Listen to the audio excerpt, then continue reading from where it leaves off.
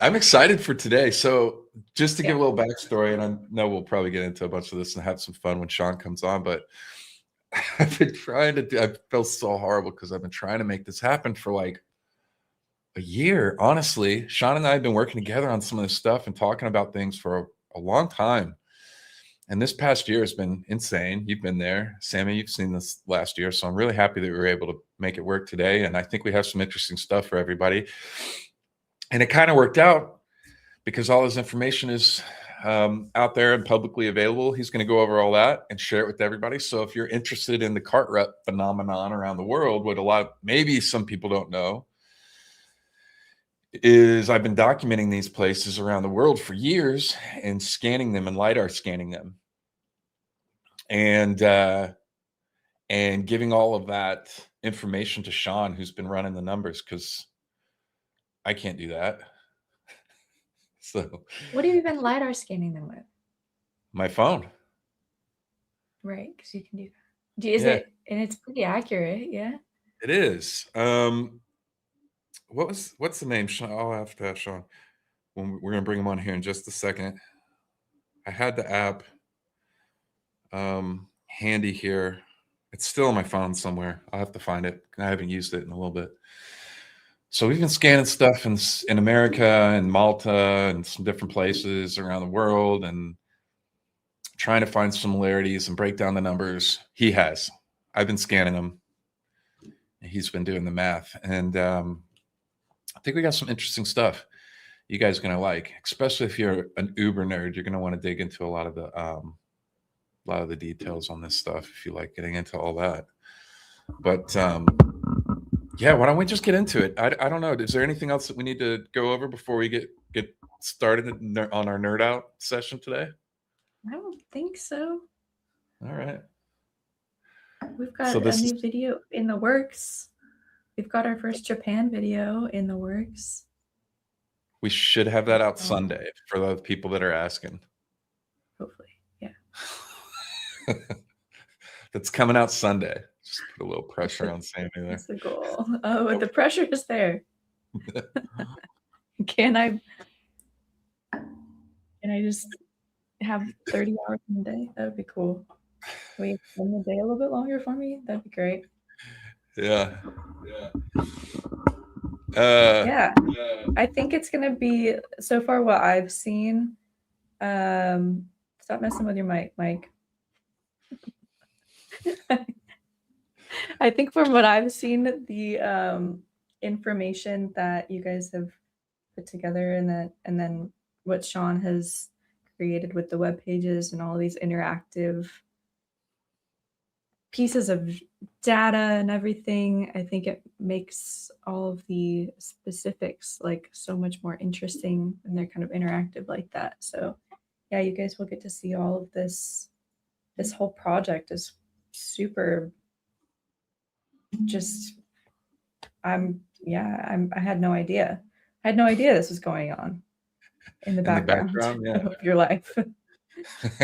Especially the cart ruts are such an interesting part of, I think, ancient history, that it's like, I call it like a sub-layer of like a topic, you know, because it's like the top layers are like ancient aliens and like the pyramids and the things that sort of everybody, like the gateway sort of topics. And then as you get deeper and deeper into this world, there's all of these just way more niche things that we didn't learn about in school. We didn't, you know, you're not going to just randomly watch on like a TV show. It's just not, these things aren't commonly known until you get like deeper. So I didn't know anything about cart ruts until I met you and saw like, and you know, you talked to me about it, the videos and everything. It's like if it was a iceberg, it's below the water. Yeah. Level, you know. Yeah. It's like nubs. Yeah, like nubs. I like that. Or geopolymer. Geopolymer.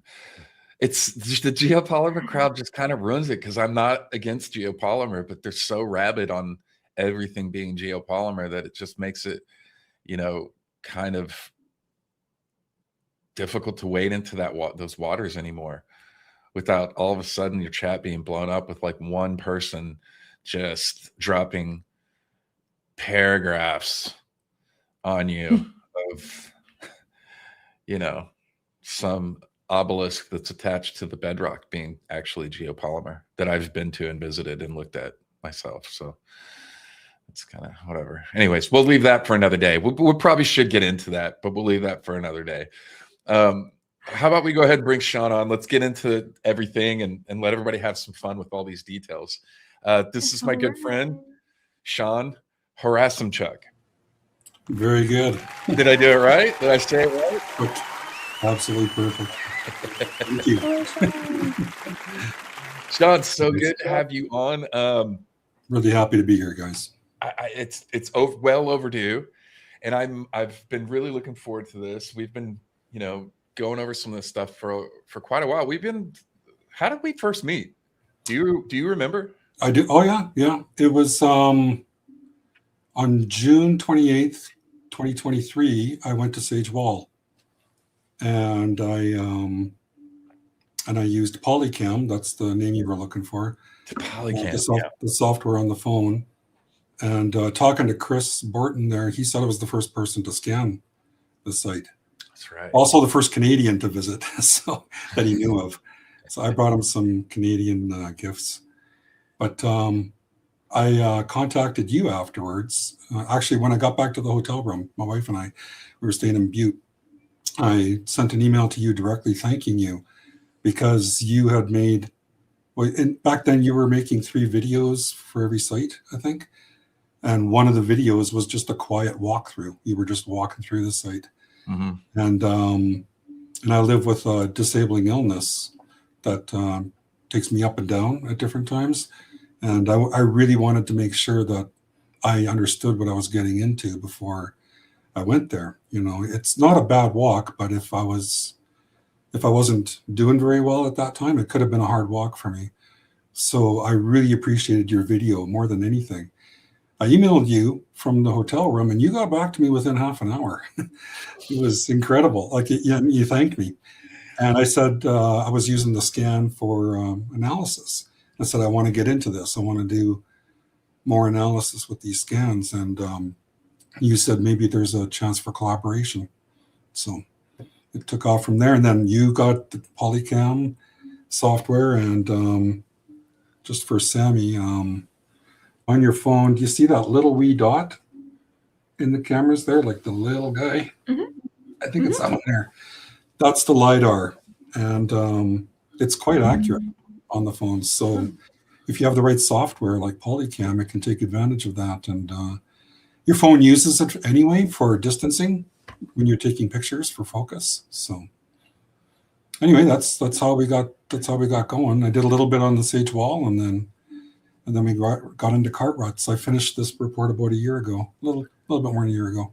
And then we started nerding out and trading a bunch of information with each other, just sending each other LiDAR images and making. It kind of blew up our brains a little bit. It's I think people are going to find that Cart Ruts are part of a larger story. It's part of a larger human story. Hopefully by the end we can get to it, and you'll see how it kind of ties into the human experience in many different ways. Rue dropped a question there, and I just want to make note of this. He's asking, every iPhone has a LiDAR, and it's yes, every newer model iPhone has a LiDAR. Download. Yeah, since 14, I think, for the iPhone, and I'm not too sure about the Androids or Galaxies or Samsungs or whatever. I'm sure they all do now. I don't know what version they came in. Yeah, so they're constantly scanning your room and things like that you're in and sending that data. Yeah. You know what's useful about that software is it's got a really neat feature. You can just ask it to do a blueprint of your house, and you can point it to the corners and the walls and everything, and it'll just find its way around with the LiDAR. And if it encounters a desk or some furniture or whatever, it'll just make a box there for it. But it'll actually give you a blueprint. You can actually do a 2-dimensional blueprint of your house, and it takes like 5 minutes to walk around and do this thing. So it's a very, very good tool. Yeah. And it was incredibly, and has been incredibly, I've been able to, and I haven't done any, this is why you probably don't know about this, Sammy, and I don't think anybody knows about this, but I've spent several years scanning places around the world like this. So Cart Ruts, I've scanned museums. Yeah. I've scanned the Lady of Elche. I did a full scan of the Lady of Elche in Spain, and a lot of really cool pieces in museums around the world, and need to get that get something going on that. We've like I said before, Sammy hopped on, or we went live. I've got a Sammy in my life getting a lot better, and content coming out and things happening better than I was able to do on my own. So hopefully we'll get all of that out eventually and stuff. But yeah, I think we started, I think that the sites that I scanned first for Cart Ruts were here in Austin. So I live in Austin, and that made it really easy. Is that there's Cart Ruts, there's 2 sites here, and they are probably one is in Austin and North Austin, and the other one is in Round Rock, a neighboring city. And there's 2 sites here, and I was able to scan those. And we were able to use those with sites and make comparison with sites that I scanned in Malta. I don't know how many sites I scanned in Malta, but it was quite a few. And so we've been able to do some comparison between those sites, and we're hoping to add to that collection. I was trying to get ones in Turkey, but wasn't able to get out to that site. So before we get into all the details, we're going to bring all that up. Can you give everybody kind of a background and, where you come from and your work and different stuff like that, what you're doing right now with some of this? Sure. Okay. Or why I'm doing this? Yeah. Sure. It's a funny story. I went to university in 1985. I grew up in Manitoba, Canada. Went to university to become an archaeologist. It was my first love. And I took a variety of courses, a lot for interest. But I ended up failing 4 courses out of 10 in my first year. One of them was statistics, one of them was English, one of them was philosophy, and one of them was archaeology. So I failed miserably, and it was because I was too interested in the topic. I couldn't calm myself down to study properly. I was a terrible student. So by the time I got my stuff sorted out and started a family and went back to university, I got a degree in mathematics and or in science with a major in mathematics and lots of natural sciences. And then I went to work in the oil patch in Alberta. So we moved out here in 1995, and working in the oil patch, I did measurement and automation, it's called. Do you have any idea what that is? I do not. No. If you look at an oil plant or a gas plant, actually, while I'm talking, if you want, you can try and bring up a picture of a ship called Echo 3, ECO, and then 3 I's for Echo 3. This was the last job I did in oil and gas. I automated the oil and gas platform on a ship that would float around in the Gulf of Mexico doing well servicing. So,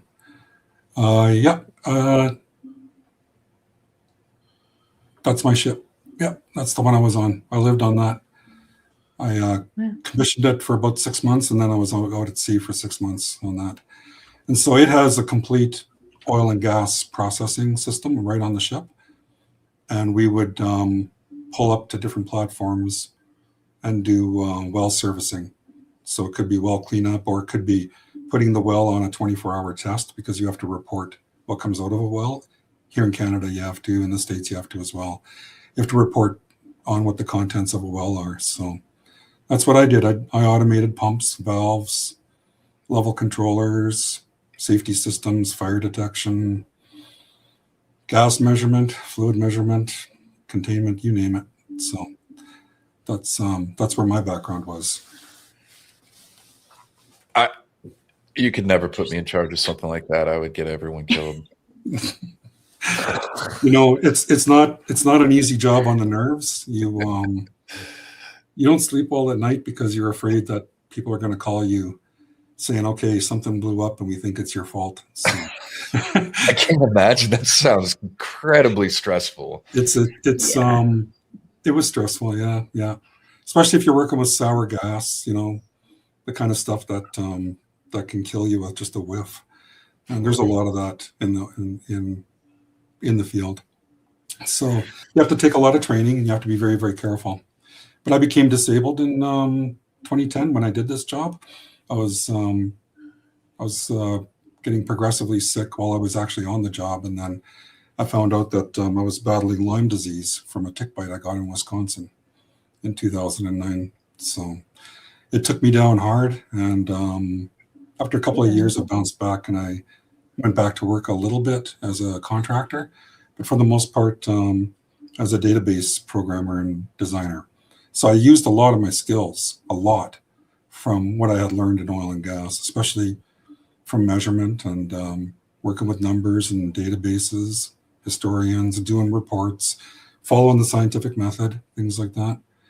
And I've got a business now. My partner, Doug Cassidy, you've met him once or twice, I think, Mike, over some sessions. Yeah. He's a senior piping designer, so he drafts the models that we use to build and buy from. Hey, as a matter of fact, we started a school. Can I take a segue for a second? Yeah. We started a school, and Doug is an eminent teacher of CAD. And in Alberta here, we lost a lot of our CAD programs in piping and design, if you can believe that, about 5 years ago after COVID. They just never came back to the colleges. So Doug and I were trying to run a business and trying to hire drafters and designers, and it was getting harder and harder to find them. So we said, why don't we start a school? I mean, I didn't do much with it, but he taught. And we just had our first class of graduates. And if you feel like it, Sammy, you could pull it up. It's called PV-placement. And what we're doing is we're actually trying to place our graduates too with industry leaders and with engineering companies and producers. That is Very cool. Did that work? Cool. Did that is work? it pv-placement.com? .com, yeah. Okay. The school is called PVI Tech. So that's something very exciting for us. We took a little segue there into teaching. We show all of our grads. That's my partner, Doug, there. And if you wanted to, you could click on the graduate profiles or just scroll down. Yeah. So we're actually taking another step, and we're trying to connect all of our graduates to industry. And one of these students we actually gave the training to free as a scholarship program. So we had amazing success, and we're going to continue again in the fall. It's cool. It's mentorship-based training, and it works. It works very, very well. So we're just on the heels of launching this. We had our graduation ceremony a week ago, actually. So how did we get from all of this into our archaeology? Yeah. Archaeology was my first love, like I said.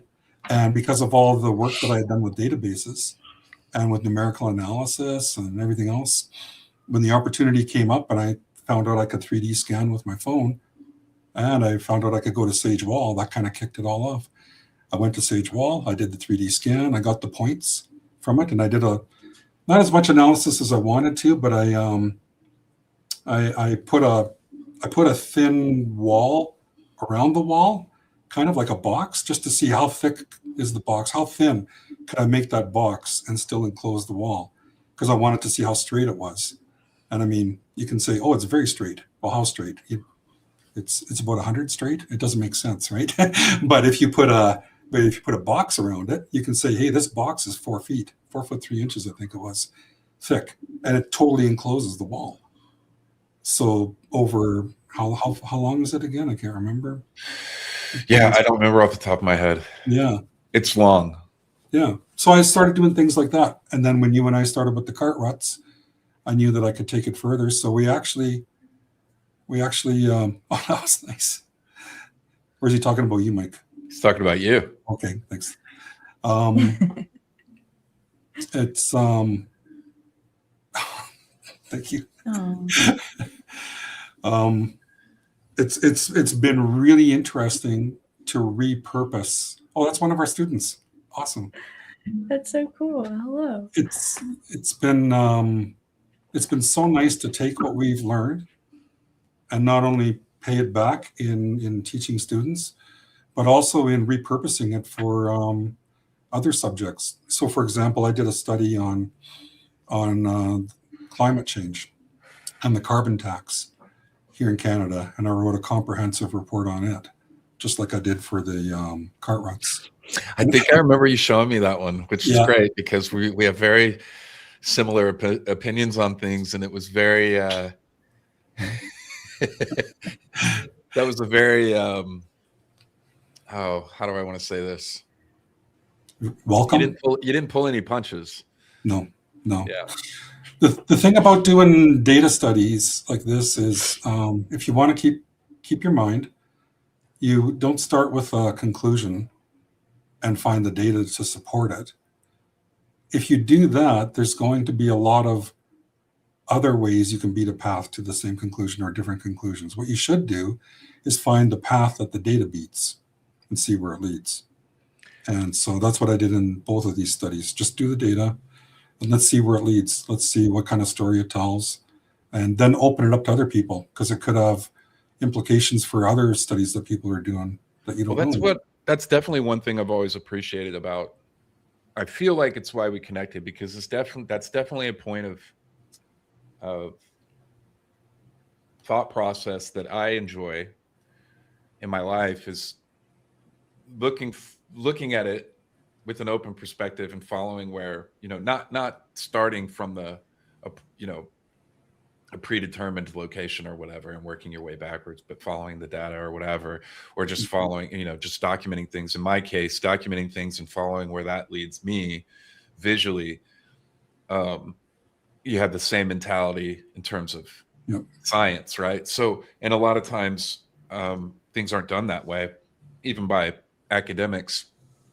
And maybe you can tell us a little bit about, so with Sage Wall, let's just briefly just tell us there some of the stuff that you kind of figured out with working all this was, Sure. What struck me was how you were able to really define, like you were talking, you were briefly mentioned earlier, you were really able to define how straight Sage Wall is. Yeah. Secondly, it's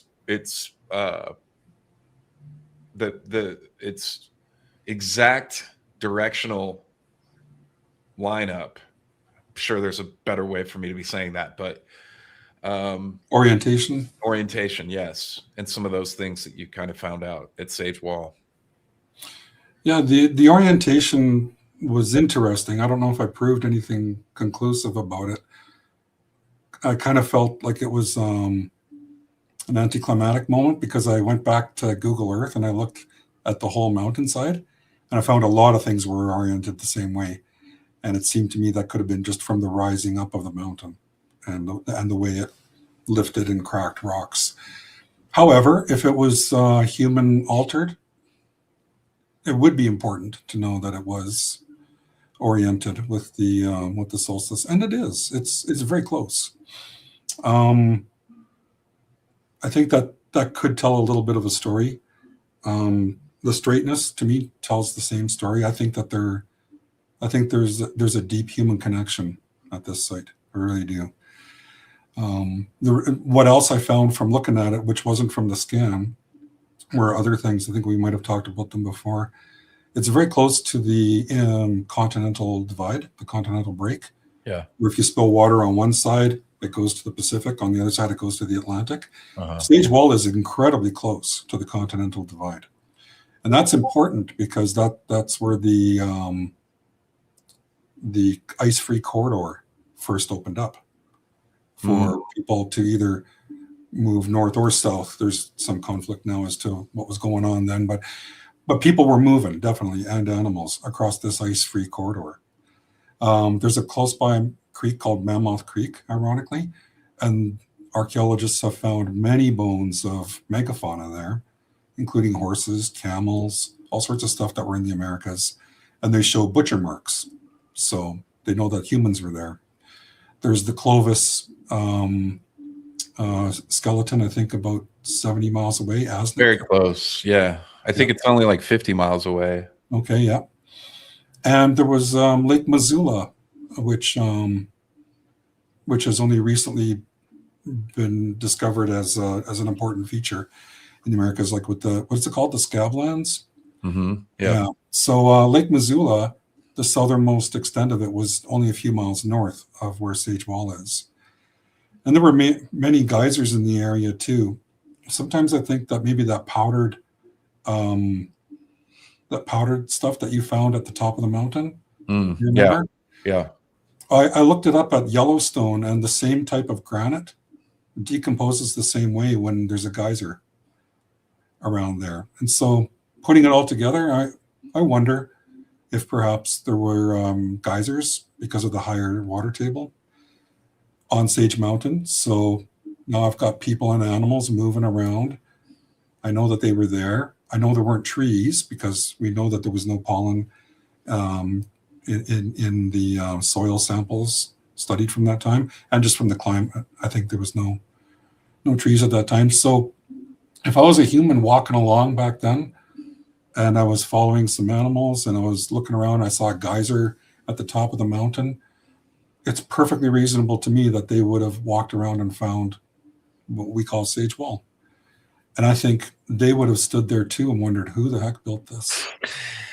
And the other thing to think about is when you're standing there at the wall, you're standing on about 15 more feet of stuff and buildup of layers over the many, many years, all the way to the top on the other side, which makes sense because, as we discussed we recently released a video, and in that video we talk about how like all the winds come in from that direction, and you can see how things have piled up against that wall, but it it goes straight down, and then you have the drop on the other side, but it still goes down 15 feet there. So it would have been even more impressive, in the past. Real quick, I want to just take a minute to share this here. Oh, hi, Becky. That's my oldest daughter. I love you. That's sweet. You got a good fan base in here. I spent the morning texting furiously, and then I was worried I had time zone trouble, and wouldn't get the times right for everybody. But no Sage Wall. It's always good to double check. When I arrived there, it was just such a magical feeling. I felt like I was in the presence of some deep human history. But just to be clear, I really, myself, I'm not of the opinion that it's human-made. Not at all. I think that I can say that because I can actually formulate some very strong geological arguments. Doesn't mean that they are the argument for how it was constructed or built or formed. But as long as we're in the presence of strong arguments, we shouldn't ignore them. What I love about the site is that the work that's being done out there by the property owners is contributing. It doesn't matter. Ultimately, it doesn't matter. The data that's being collected from the site, either way, is giving us a greater understanding of that area. And let's just go down the natural path. You're getting a greater understanding of the natural processes in geology that have gone into forming that area, the Boulder Batholith, and creating something that's an incredibly unique feature. So if you want to call it, which is the common take from a geologic perspective, is that it's a volcanic dike, but you can compare it to other volcanic dikes and it doesn't. There's a good book. Yeah, no, for sure. I think there's a deep human story there. So I consider it a trivial thing that I still have strong tendencies towards the geological argument. To me, that's trivial. Like it's not a big deal. Yeah. So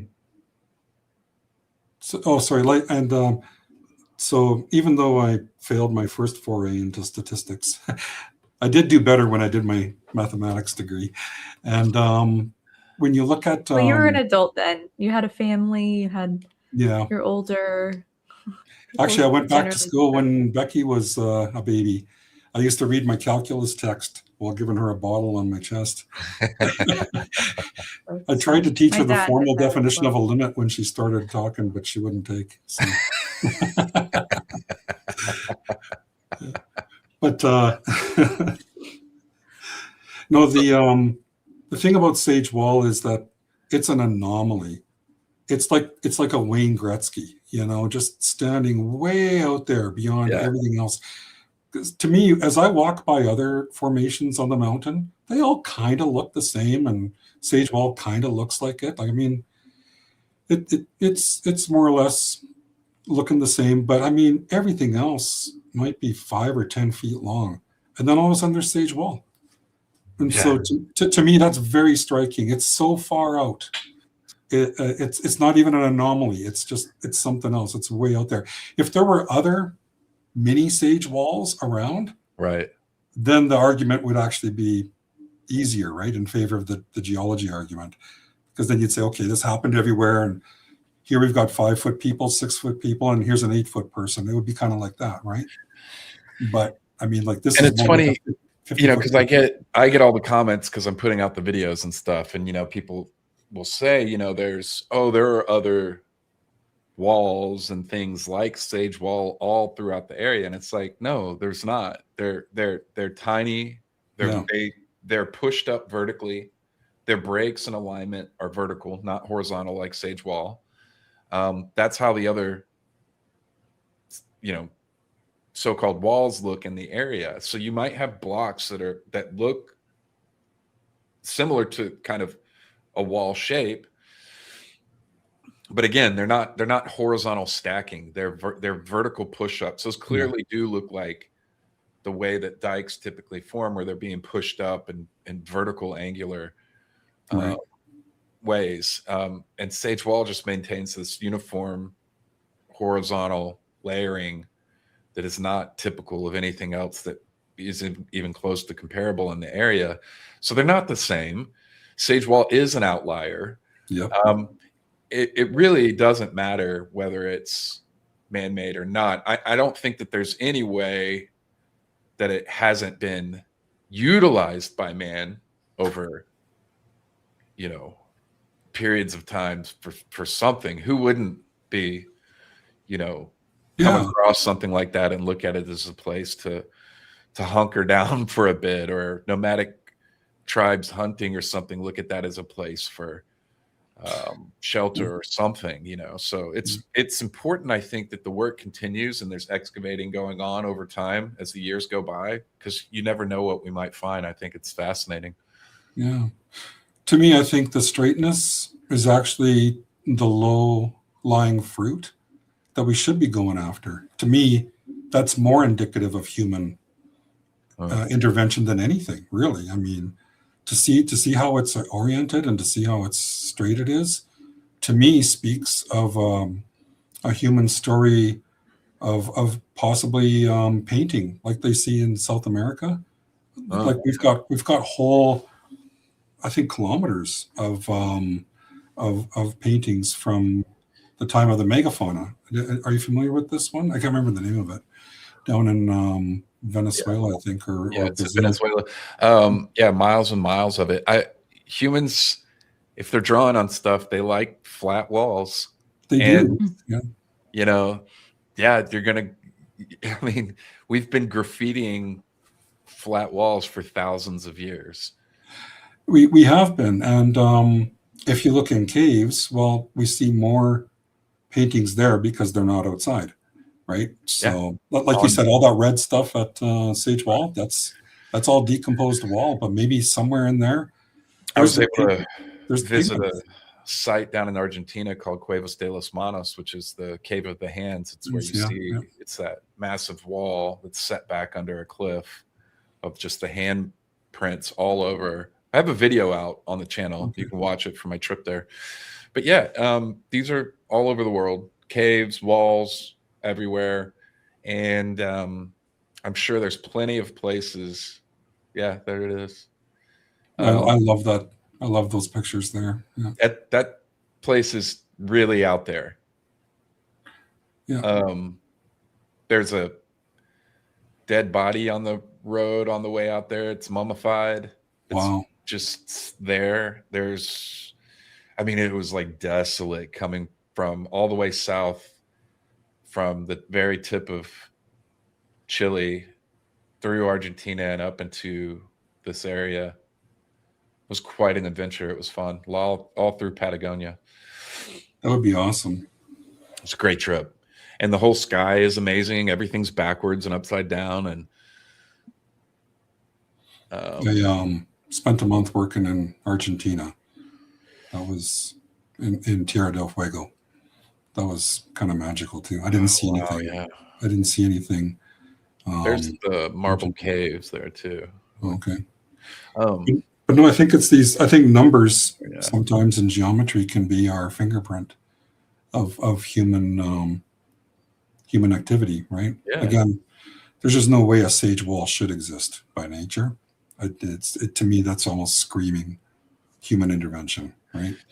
Yeah. To straighten it and to. We got really lucky that the people that own the land, Chris and Linda, are the ones that own it. Otherwise, nobody'd be seeing or talking about any of this. And, to the few academics who have come out there and volunteered their time to do stuff like the ground penetrating radar and the LiDAR work and different stuff like that, hats off to them for like stepping outside of, a lot of the limiting scope a lot of times that these fields like archaeology and stuff place on people to be able to speak about stuff that's outside the box. If you want to see what the night sky looks like over Sage Wall, I made a video of it. Oh yeah, let's do that. Chris put it on his website actually. I can play it here, or you can. Yeah, let's pull up the website if it's on there. Yeah. Sagemountain.org. Where do you know where? Research. And credit to Will Israel for the panoramic that I used for that. Will's such a good guy. Have you had a chance to meet Will in person? No, just talked to him a few times. He's amazing. 2 years ago. Yeah. We what up, Trish? Clipped his theory on the alignment from the video. We've been putting a bunch of short form clips from the longer form YouTube videos all over, Instagram and Facebook, and his video totally popped off. It did so well. People loved it. It's a super interesting theory about how the distance between all these different sites like Sage Wall and Kaiser Dolmen and stuff, like they're all perfectly distanced by was it 7 miles or something like that? 7 miles, yeah. And there's a gap between one site and the other. So it's a 14-mile break between one side and the other, meaning that if his theory is accurate, there should be something else of note there at mile 7. So he's been out there hiking around trying to find it, but that's really backwoods brush. Hi, Trish. Actually, I forgot Sage Wall is almost exactly due south of Canada's Stonehenge. I don't know if that's backwards to you or not. Is my camera backwards? No. That's good. Okay. Right. So Canada's Stonehenge, it's about a 2-hour drive from my home. I wanted to get out there and see that. Here's video. Yeah. Okay. What video am I looking for? There's a bunch on here. Oh, it's on the Sage Mountain site. I can pull it up here if you want. Or what was the specific video? The night sky. Night sky, yeah. Sunrise. You got Winter solstice, night sky. Okay. Yeah.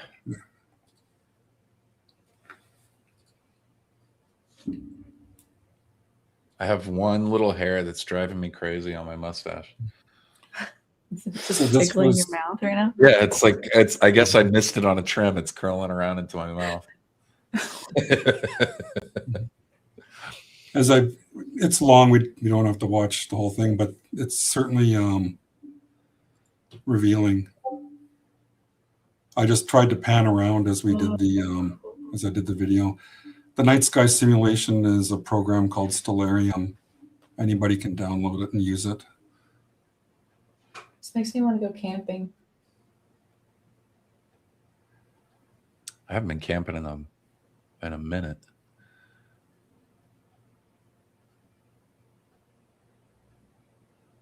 God, this is okay. So the night that we got there, last year, the first, like, when we got there, it was dark out, and like getting to their property, it's just so off grid. There's no lights out there. It was in that little cabin that I got to sleep in. It was like the most, like, no cell phone service, just Yeah. No 5G it's out there. stuff bombarding you. Yeah, I slept so good. I did too. It's kind of scary though. Right at the end of the video, I think I zoom way out and way in, so you kind of see the whole world kind of fold and then unfold. But I thought it was neat how that toothed gap there, the different objects shine so nicely going through there. Yeah. I was going to try and animate Santa Claus going across.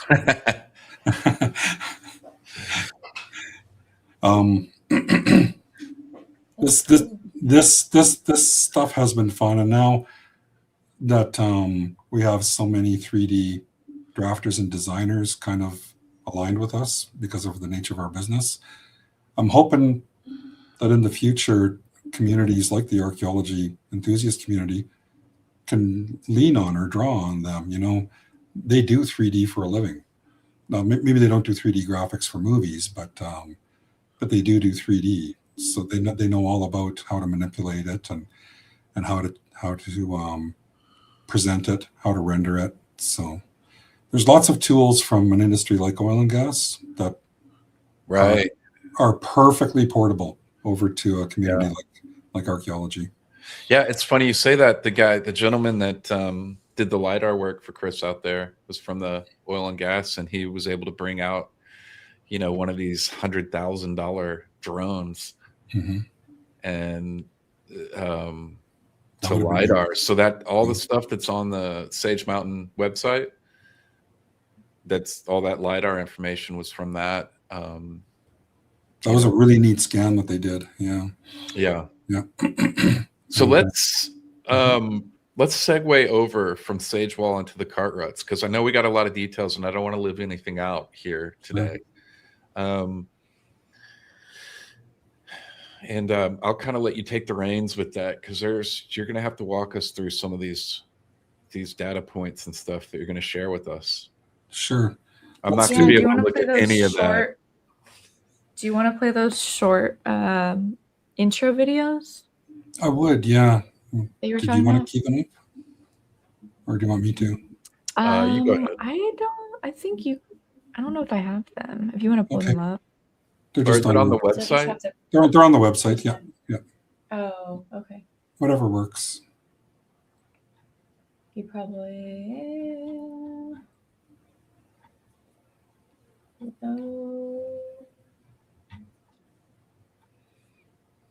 Is it on this main page? Yeah, just down a little bit.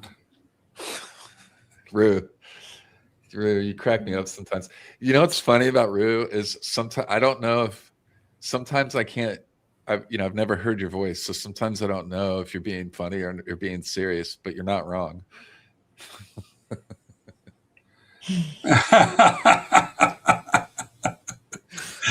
I love it. I love it. Yeah, it's so there. Yeah, you were just past them. There's this one. Yeah, let's do this one first. It's a refresher. Or how should I say we have two lovely ladies working for us, marketer and a website gal, Carrie and Cindy. Big shout out to them. This website's great. This is awesome. Yeah. So yeah, let's watch this one first. This gives us a bit of background.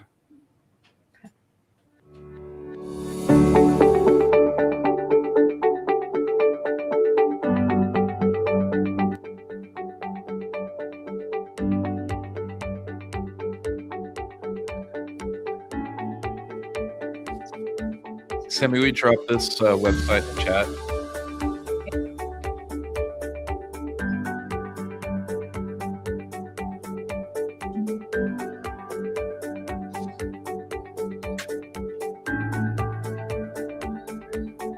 Should I be reading this if people are only listening? Okay, hold on. Oh, I feel like I should. sorry about that. I guess I could have. No, you're good. Okay. I will. Yeah, maybe let's. Cart Rut profiling. Ancient features collectively known as cart ruts are found worldwide. Cart ruts have these characteristics: two equally spaced troughs in bedrock or paving stones, like the tracks ruts made by a wheeled vehicle in solid ground. Maybe just skip through it so the music isn't playing. You can read it. But I like the music. There's photos of Pompeii, Italy, and some One in India. Yeah. They're all over the world.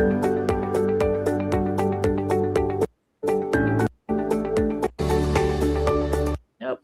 Okay, they can be found in isolation or with many other similar tracks, sometimes crossing, merging, or interweaving.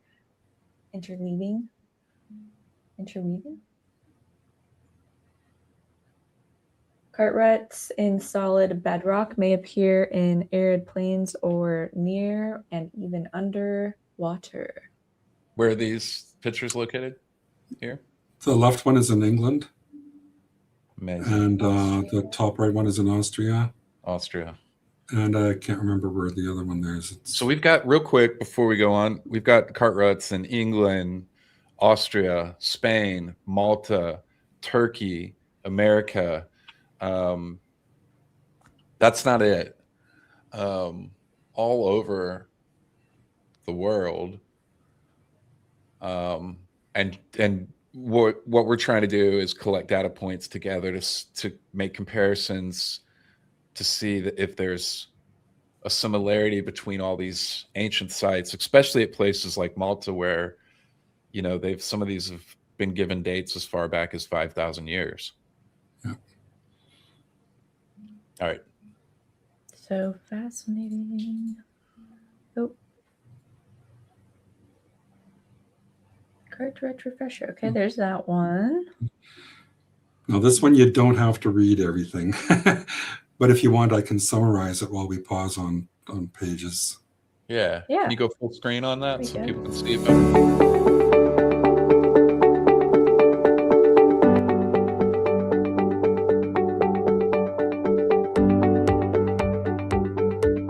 And if you pause there.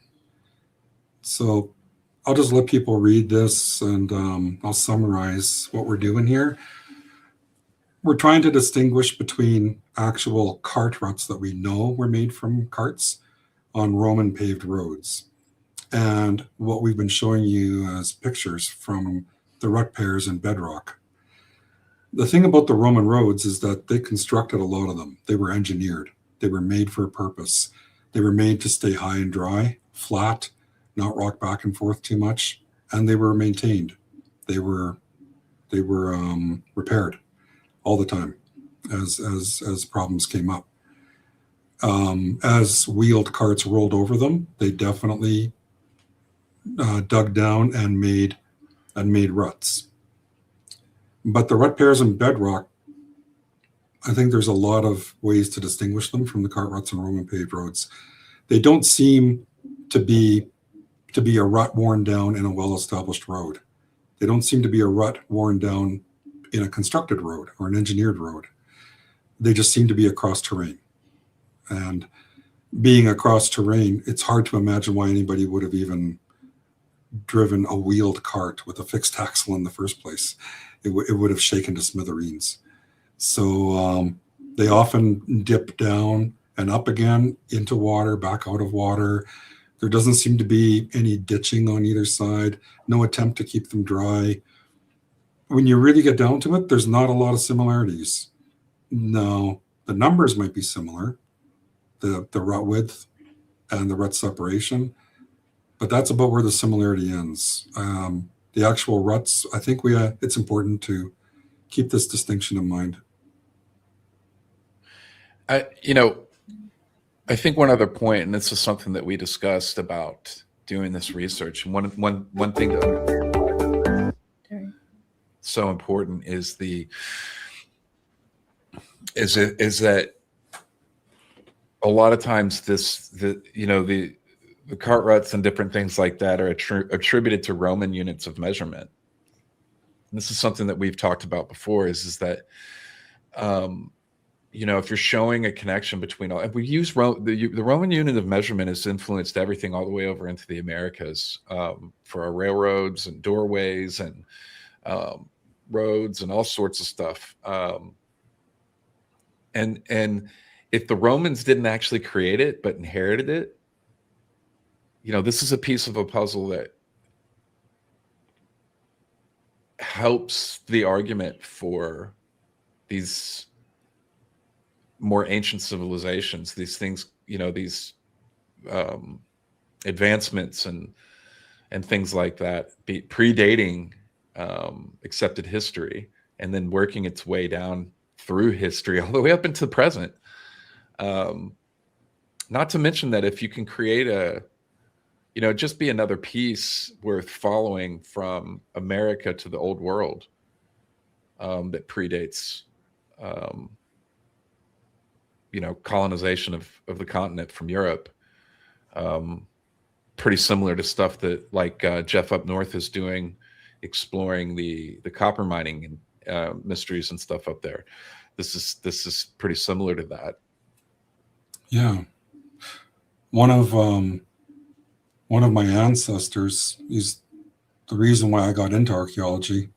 He's also the reason why I got Lyme disease, because I was following in his footsteps in Wisconsin.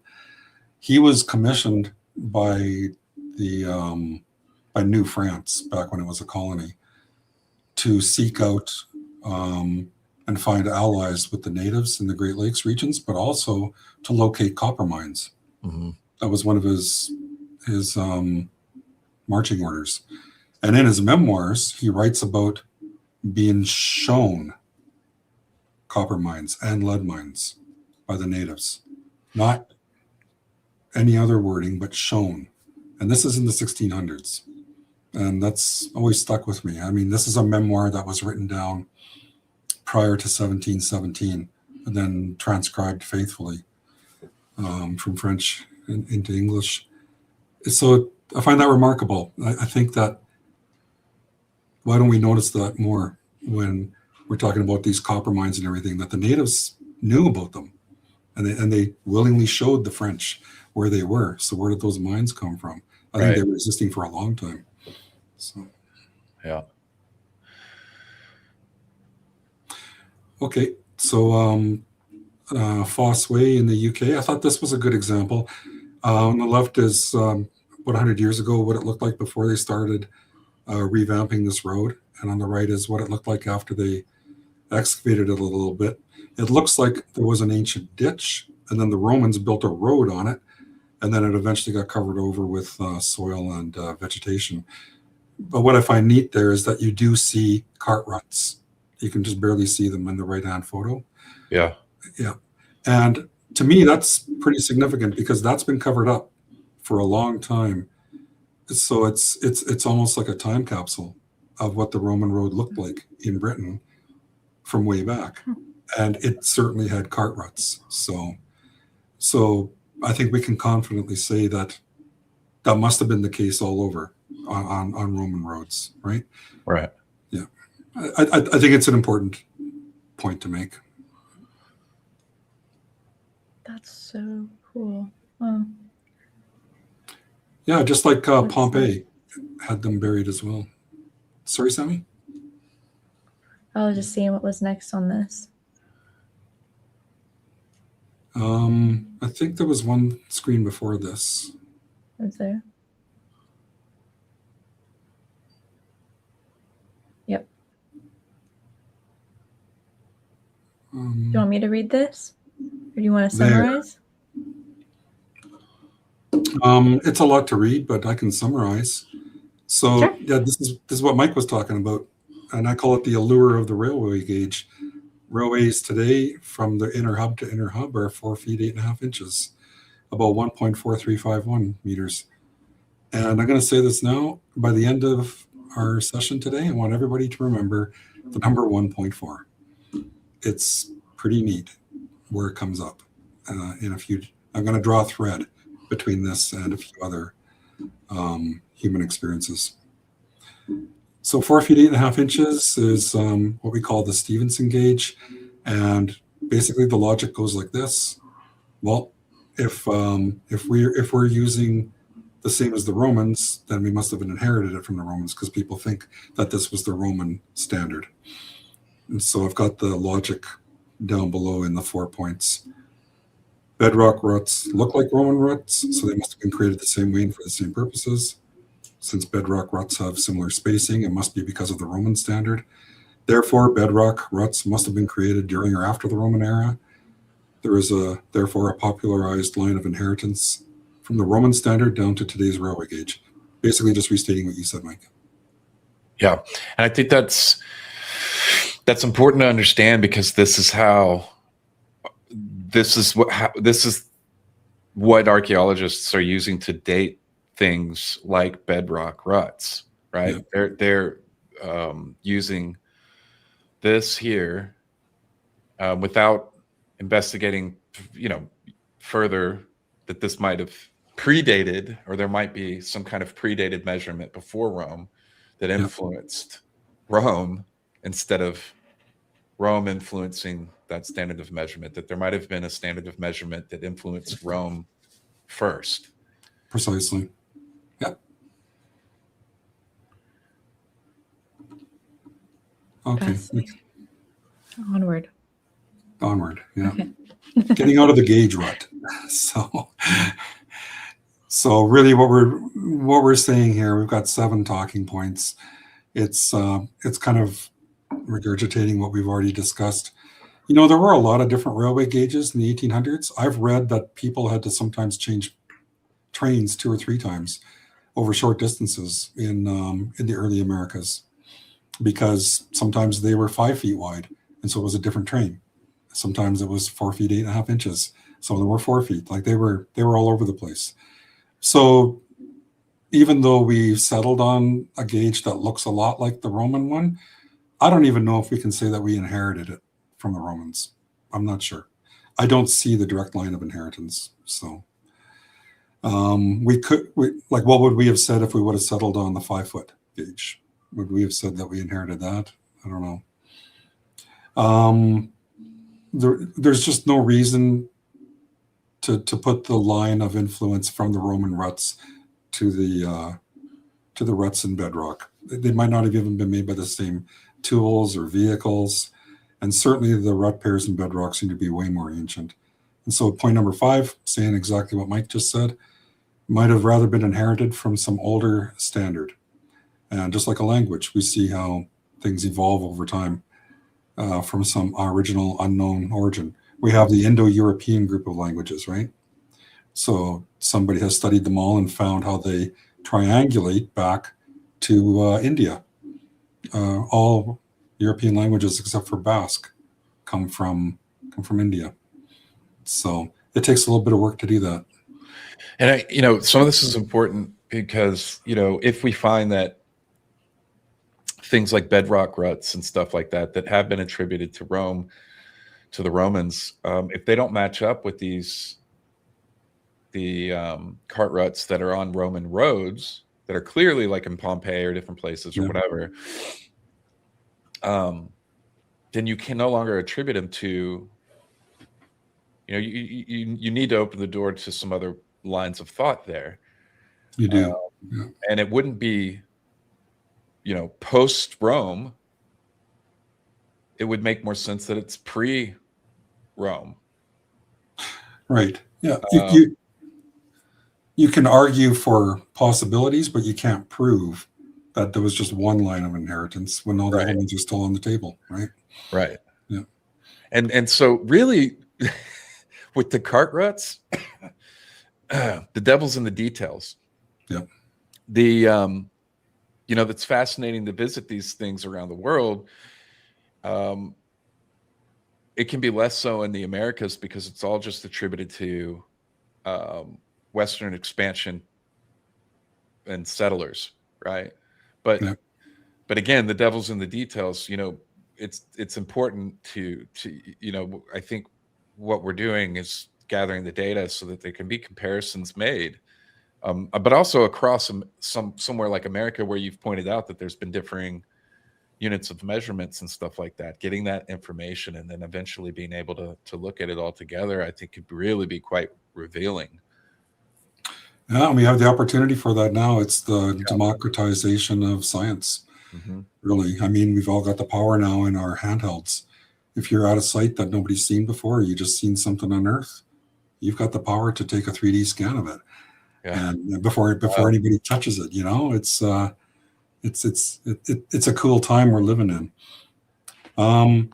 Also being scientific, I have to note number 6 and 7 there. Ruts may have emerged with similar values in isolated geographies simply because the tool that we take with us might just be ourselves. It might be the length of our arm. Just like the Romans based everything on human measurements, the foot, the pace, the mile. A milestone was 1,000 paces. If you paced out 1,000 paces, that was called a mille, and a mille was 1,000. So a mile is literally 1,000 paces. A pace being 5.28 feet, so the mile is 5,280 feet. Not many Canadians know that anymore. When I was young in school, we were just switching the two systems. So we have to stay open to this. We have to point these things out. Yes, you know what? The average reach of an adult arm, that would be 5 foot 6 inches in height, would average about 70 centimeters, which would be very close to half of the Stevenson gauge. So could it be just because we're carrying it with us? We're walking around with the unit of measurement. Who knows? And it's also possible that these things are purely coincidental. This is just being scientific. Yeah. So, okay, next one. I love that, you know, you put all of these just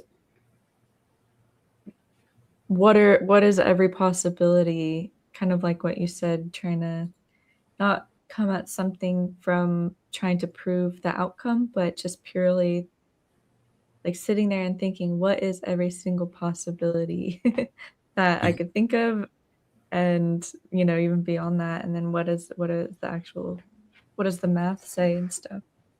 Because I love the concept of just like that's kind of like, I guess you could say that's like Occam's razor, like, right? Like our bodies being the measurement. That's the simplest possibility of how things could have been measured, and like you said with the foot, like we know that was how things were measured. Yeah, or the cubit, yeah, in ancient times. So I'm glad you like that. Sherlock Holmes always said, if you continually eliminate all possibilities, then whatever's left has to be right. So instead of proving that one, you just disprove all the others. Yeah. So you have to put them all on the table. Yeah. So here's where we discuss what we're doing. So we're taking a look at the Ruts separation as a fingerprint of technologies and standards, and that's central to our discussion. There's been a lot of research into this area. A lot of times it's involving dropping a yardstick or a measuring tape across the ruts and measuring it with your eye. I do see a lot of numbers passed around without proper citation. When people are making arguments, they really should be citing their sources. And so I think that there's actually a lot depending on the values of rut separation. Again, how far apart are they? So let's settle it with rigorous methods. So we started with the LiDAR scan using the Polycam software, which they say is within 2% accuracy. But if you put an object of known dimensions into the scan, like a Pepsi can or something like that, and you tell Polycam how big that thing is, it'll be 100% correct, they say, which is pretty amazing. Like they'll scale whatever you scanned to the object of known dimensions. And so Mike did multiple sites, but I used 5 just because they yielded a lot of good data. The other ones might have been too blurry or too full of detritus, and I had a hard time justifying the numbers. So I did cherry pick. I chose 5 that yielded good data, not because of the numbers, just they just had good data. and 2 Texas sites. And we got thousands of points from each. And we're going to present our summary next. I know people are waiting, so the next video is going to give you the results. Let's do the results, because there's lots more than just the results to talk about. And this one's quick and self-explanatory. You can read it if you want.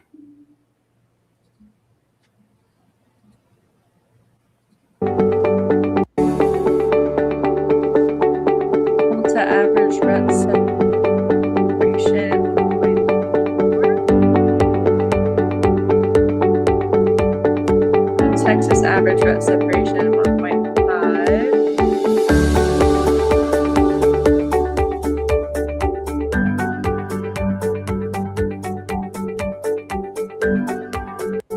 So it's just looking at the data of those 2 sites. So, Okay. but yeah, so back to that one. The overall was 1.4 with a very tight standard deviation. When we looked at Malta separately from Texas, there's a slight difference. Like Malta clusters around 1.34 meters separation, and Texas clusters around 1.5. But given the rut widths, they're all within a very comfortable range of 1.42 or 1.43. And I show that there on the graph. If you can expand that again. Let's point out to people that they can go and interact with all of this themselves, correct? Yeah. So, what we're showing you, if you feel like we're missing anything or there's something you wanted to look at further, you can go here to the website, check out the videos, but you can also interact with the data. Is that correct, Sean? That is correct. Yeah. Actually, I can bring up one of those if you want now. Yeah, let's do that and show everybody, because that's where I think some people are going to have some fun. Yeah, I think so too. I'm okay to share? Yes. Okay. Yes. And while you're looking at that, can you explain to our viewers the significance and the importance of like those measurements? Sure. On the ruts. But I can't do 2 things at once. I really You and me both, buddy. It's very hard. Why can't I find rut separation?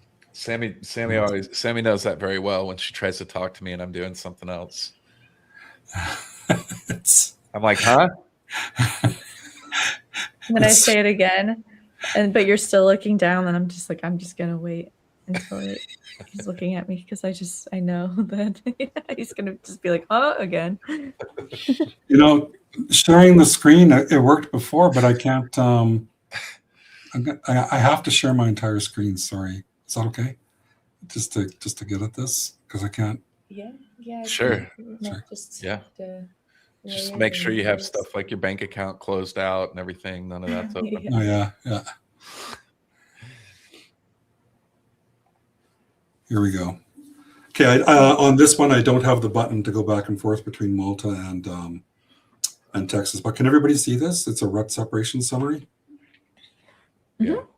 Okay, good. Yeah. The railway gauge is this line, this solid line down the middle here.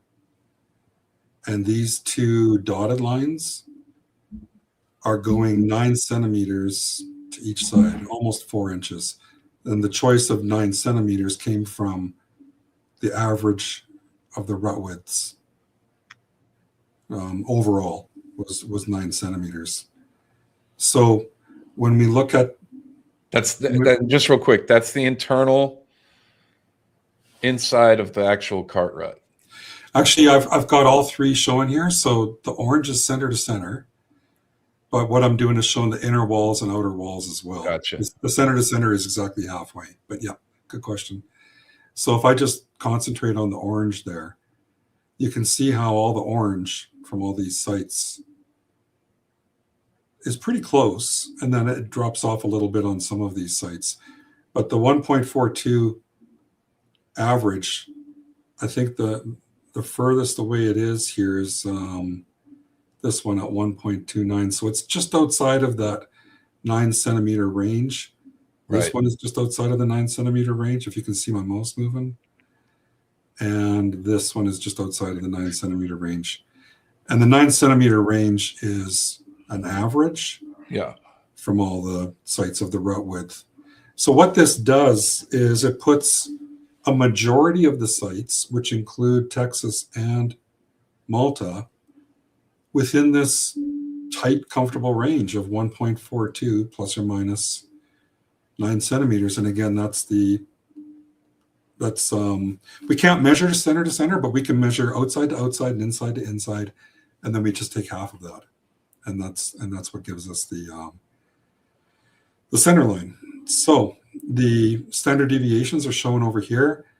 Now, the quick explanation on standard deviations is in a normal distribution, like let's say population or rolling and die or something like that, 68% of your values are going to lie within plus or minus 1 standard deviation. So you might see that sometimes when they show you polls from politics. So for example, a standard deviation of 0.08, that's 8 centimeters. That means that 68% of these values lie within 8 centimeters of each side of the average. 95% lie within 2 standard deviations, so 16 centimeters, and 99% lie within 3, or in this case, 24 centimeters. Does that make sense? Mm-hmm. Yeah. Okay. There'll be a test on it later. Verbal test. not open book. So when we get to this point in our I have to drop this course. This sucks. When we get to this point in our study, I got it. 68% were at 0.088 centimeters.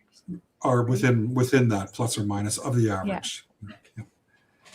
Yeah. You got that one. That's for normal standard deviations. And so that's why, again, Sage Wall is so ridiculous. Like, I mean, it's like 20 standard deviations away from anything else you see on the mountain. It's not even in the same population. So when we get to this point, here's the data. What do you want to argue? That's what we say now. What's your argument? What's your position? What do you want to say about this? Do you want to say that that there must be one global standard all over the world, or that there must be an inherited standard that we can triangulate back to, maybe just like the Indo-European language? The point is, we've got the data, and this is an assembly of data from the individual sites. And do you want me to go through a couple of them now? Yeah. Okay. Yeah. So for anybody who's interested in the method, we took the site, we looked at it in wireframe mode, and then we isolated the ruts. So I'll show you here. That's the shadow of Mike standing there taking the scan. So there's the scan. And what I did was I isolated just the ruts. There they are. Wow, look at that, dude. Isn't that cool? Now, that was a bit subjective, I'll be honest. I wish it could have been algorithmic, but it wasn't. I actually had to go in and delete points. But I did it consistently. I said, I want the wall. I don't want the floor. So I had to go in and do it that way. Now, this is what it looks like in wireframe mode. So what Polycam does is it gives you all of these little points with the LiDAR, and then it fills in all of these triangles with pictures. And that's how it makes a 3D mesh, as it were. Oh, that's cool. So my dream of LiDARing the Earth is way more accessible than I thought that it was. It's going to be a lot of points. So once we got those points, I'm glad I shared the screen because now I can go back and forth between programs. Now that we got all those points, what I did in our program QuBR, which is our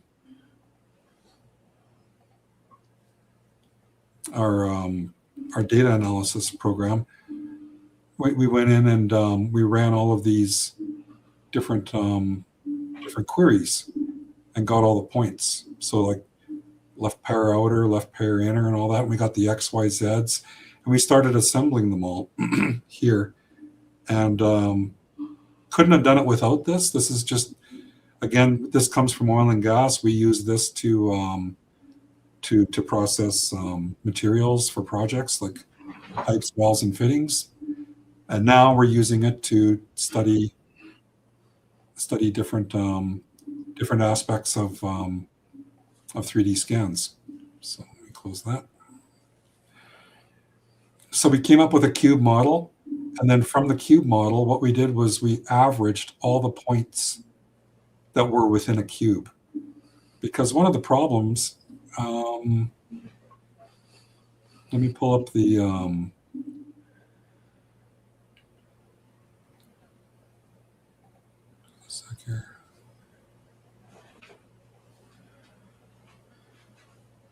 I thought I had the report here. Okay, I guess I can go over the report later. It's just text. So if you download the full report, I walk you through this and I show you why this is important to average all the points within a cube. Because otherwise you might be going like transverse a little bit if you want to measure the distance. If you see my mouse moving, you might be going kind of at an angle. We want to keep it clustered pretty tight. We want to be able to say how far is this wall at this point here from this wall here. And the best way to do it was to make little sugar cubes and average all the X, Y, Z points in there to a single point. And now we're basically saying how far is this cube from this cube and this cube from this cube, the points within it. And so after we did that, we and here's a drawing here that shows you some of the different ways you could measure and what some of the problems are with measuring. After we put it all together, we showed the two ruts in a graphic here with a slider. And you can actually move this slider, and you'll see the two charts down below with the numbers will adjust, and they'll show you. Right now we're on rut wall width. It'll show you what the width was in this area and what the width was in this area. Every one of these blue bars represents the distance across from one cube to another cube, and it'll even tell you how many points were in each cube. This is so cool because I know someone's gonna watch this video eventually, go to your website, mess around with all this, and have some incredible information to share or something, some kind of perspective on this to share, which is, I think one of the things that we talked about when we first were going working on this together was why we wanted to put it out to the public and open source all the data was so that people could be looking at this and giving different perspectives. Very well said. That's I think that's the only way to go forward, because two people looking at this data might argue two completely different and contentious points of view, but neither one of them can discredit the other based on the data. The data is solid. Sammy, can you drop the website in the chat one more time for anybody that might just be showing up or has shown up since then, so people can pull this up and play around with it? Such an in-depth project. I hope that people do, because the amount of work that was put into putting this out there, I think, deserves people doing some deep dives on it. Well, all the number stuff. I appreciate that. What we've done here is we've made a pipeline basically for the data. Now that we've paved a way, now when more data comes in, I can upload it to QuBR. Well, and the intention is to make this available to the community as well to do. And that data should just flow right into this pipeline, if that makes sense. Yeah. All the way through those analysis and into graphs that people can use. And then the picture starts getting bigger and bigger. And that gives you the ability to kind of like do what we talked about earlier, was start moving away relevant data points and really firming up the overall picture of everything. That's how you can build something instead of trying to like make the data fit some theory. That being said, maybe we can get into a little bit more. This is probably more my area. Maybe we can get into the little bit more of where some of this has taken our thought processes in terms of the results of some of these things, and then some theories and ideas that we've had, because we've had a few that I think are very interesting. That is, if you've shown us everything here, if there's something else we want to show everybody. But sure. yeah. No, that's that's the way we should go. There's two important things to show next that were kind of surprises for me. One is, because we've got all of the points, we've actually got an elevation profile, so we know what's going on at the bottom of the rut. And that's something you're not going to get just from looking down from the top and taking a measurement.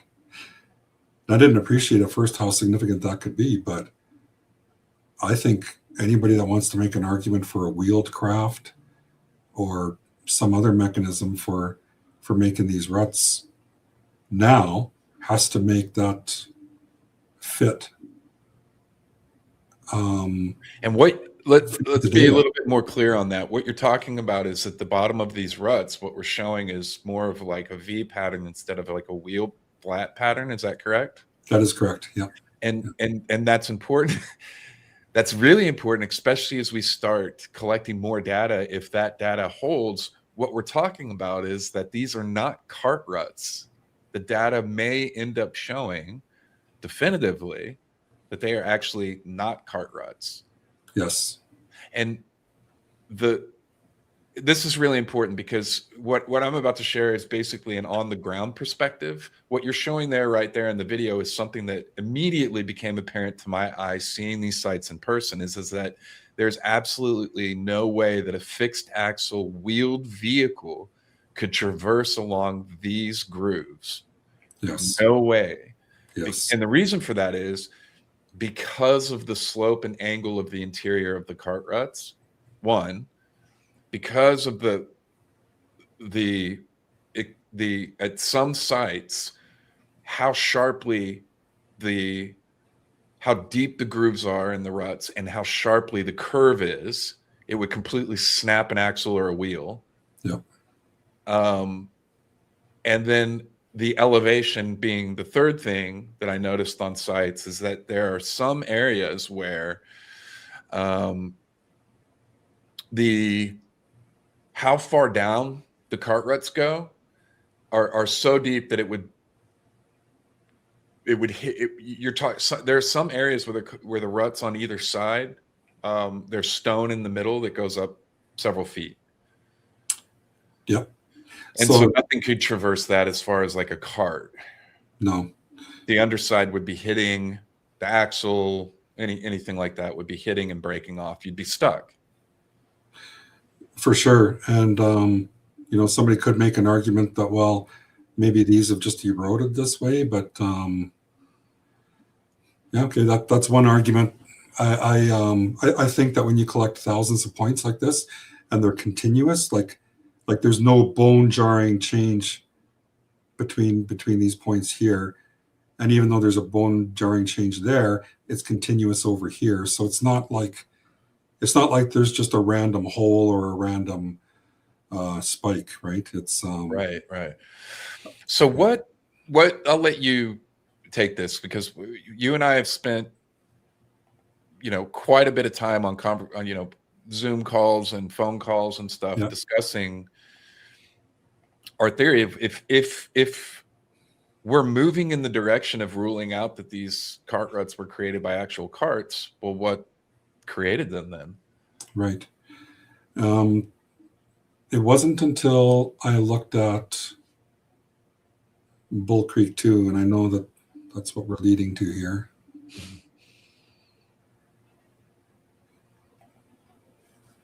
And I know what you're going to share, and I'm going to piggyback off that in a second, because I have Yeah. something I really want people to hear as well from just being on the ground at these places. That's not going to show up in data points.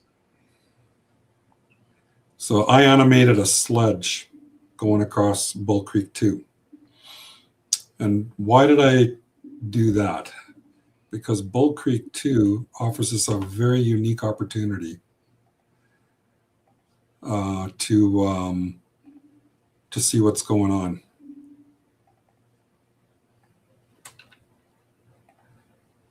Bull Creek 2, and now you fill in for me because you were on the ground. I wasn't. Yeah. But it looks like it's two carts that, or two ruts that almost merge. I don't know if they merge or just cross and then come back out again. Yeah, they don't merge there at that y-axis. They don't merge. Okay. Well, I mean, I'm sorry. They do merge. They don't. There are areas where they do cross over, but that's not one of them. Right. So we can see that where it's going straight, there's a nice consistent width. And we can go to the data for that too. There's a nice consistent width here. But then when it starts to curve, all of a sudden it's exposing something. It's actually revealing something about its nature. One of the things is that I don't see a cross-section profile of a wheel here. If this was a wheel turning, it would dig in and you would see more of a U shape. And also it's a flat, widened view. So you and I talked about this a bit, and we think that maybe it makes sense that a sledge was being pushed along. And a long enough sledge would have its back end scraping along here where my mouse is, and its front edge scraping along here, depending on how long it is, which would effectively widen the track. And not only that, but you see evidence here.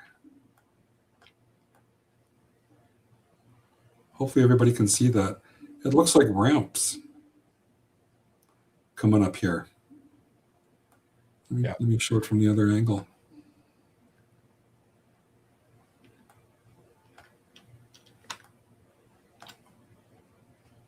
It really looks like ramps coming up here. And then the other thing that caught my eye were these stress marks or fractures. And I think they're important. I think once a cart got to the right point, it had to be forced. It had to be, jimmied. Yeah.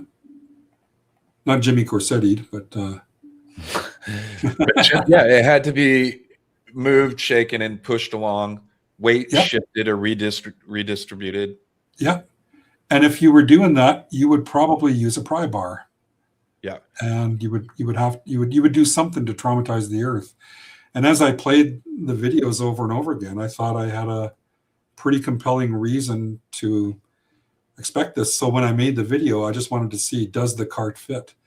Another way that I made it fit too was I threw this upside down. And the advantage of 3D scan is I can actually see the bottom of the rut. Again, ignoring abnormalities. So the only way that you can traverse over a lot of bumps and rolling hills, as it were, is if you had a longer flat edge. If you had a wheel, you'd just be bouncing up and down. So if you had a short edge, you could skate, you'd be bouncing up and down. We're kind of walking people through our experience of looking at the data. You and I working together for the last several years, collecting the data, feeding it in, looking at the results, you building these images, me having seen it in person, giving our perspectives of the two, coming up with ideas. This is kind of where we've landed, right?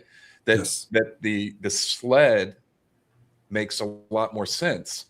But playing devil's advocate here, why would you use a sled? And do we have any examples of this that we can refer to kind of help us make this point or help solidify the data? Yeah. Oh, great questions. We do. I don't have it prepared to bring up now, but there are reference materials that I looked at when you and I were talking about this. On the prairies, for example, when you have farmland, there's pictures going back to 100, 110 years ago of people using sledges to move their grain or their hay across a field. It would slide very easily across either a moist field or a grassy field.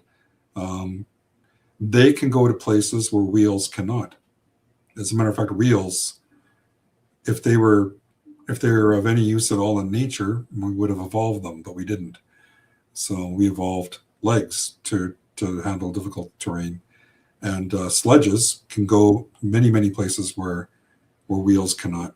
We also have examples from ancient literature, from ancient Mesopotamia. As a matter of fact, we can see what I believe is an evolution of them. They go from straight edges to curved edges all the way to a wheel. And if you really think about it, that kind of ties in with what people say that the Egyptians were trying to do. Put rollers down on the ground and then slide a sledge or a sled across it. Right. And, it doesn't take much to see the evolution of that to the railroad. The railroad is now a very long sled that doesn't move and wheels on top of it. So I think if we look at the entire human experience with these forms of motion and transport, we're going to see a common genesis. And I think the sledge is an important part of that. The sledge also helps with the argument of actually the friction that would be needed to create. So, when you're looking at wheels, you're looking at needing a high volume of traffic over extended period of time to make the type of grooves that you're talking about. With the sledge, or a sled, this is continued points of contact throughout the entire process of movement, right? This is, and the level of friction that's being created there, right? It's sliding, and you may be able to do it more, carry weight or something more easily, but you're pulling it across and creating that groove over time much more easily than a cartwheel would. Oh, for sure. The reason that's important is because this is something else that I found on site at all of these locations, is that something like 80 to 90% of the time at all of these sites that I visited, there's been quarrying. Yeah. So seriously, almost 90% of the sites that I visited with Cart Ruts, there's been quarrying, including here at the sites in Texas. So the Bull Creek area is a quarry that is actually in use up to just 100 years ago. Right. And is an area that has been extensively quarried. And all of these areas in Malta and different places show evidence, even along the Cart Rut path, there's quarrying of the center area between, almost as if as they were working their way down and making the grooves, they were quarrying out blocks from that center space. And here's another good point, was that we wanted to do, was take this unit of measurement between the cart ruts, between the actual grooves, and look at that space and compare it to things like the Roman unit of measurement for a lot of these blocks that are used in these ancient structures. Because throughout a lot of these sites, that center space has been quarried as you move along the path of the cart rut in blocks. Blocks. These are in videos that are on my channel now that you can go watch. Yep. No, I totally agree. I don't know if that implies that the tracks maybe were multi-purposed. Maybe we're making a mistake by always thinking they were just for hauling, right? Maybe they saw multiple uses. Maybe they were formed one way, and then once they were formed, they were used by subsequent people in a different way. the considerable friction is right, and that's a problem because that could wear down the wood over time. But since you and I talked, just in the last couple of months, I've done a little bit more research, and I found that there's a 3-layer solution, it's called, where a sledge could be running over a pebbly surface, but like a smooth pebbly surface that's maybe lubricated with water, but because of its weight, it might be causing other stones to rotate underneath. And if that's the case, that could actually dig out a rut underneath where your path is. So even though the rut might be rough, your path on the surface might be smooth, which might be conducive for other people to use that path. So again, a smooth, silty, pebbly surface with more rugged material underneath. And there's some conjecture, and I didn't come across this, like I said, until the last couple of months. There's some conjecture that it could have caused some of the stones underneath to rotate in place, causing what we see sometimes here in these profiles, which looks like something kind of spun there, right? So I've just added something new to you, Mike. Sorry, we didn't talk about those, but I'm just throwing it out there. Yeah, I know. Sorry, but I better not be on the test. Yeah, I know. But I agree. The distance between the ruts is still very, very telling. What if there were scenarios where people just use whatever's at hand, whatever's the easiest? So if there was quarrying in the area and they were quarrying to those dimensions, well, we know that these ruts were made by a fixed width craft, some sort of fixed width. Matter of fact, that's almost the only thing we can say for sure. So maybe those guys just said, hey, can we borrow what you guys got over there? We're going to make a sledge out of it. And maybe that's how it started. And maybe just how wide is a horse? They say that the 2 horses width is the Stevenson gauge, 4 foot 8.5 inches. I've also read that 2 oxen yoked together could produce the same, even though they're heavier. But they think that oxen could explain how some of these ruts were made in rugged terrain, like you said, Mike, going really sharp uphill or downhill, because they can generate more torque at low speeds. Yeah, think about a sled being attached to yoked oxen pulling a sled that's weighted down with cut out stone from a quarry to be used in stacking up to build a wall or, structure or whatever. Yeah.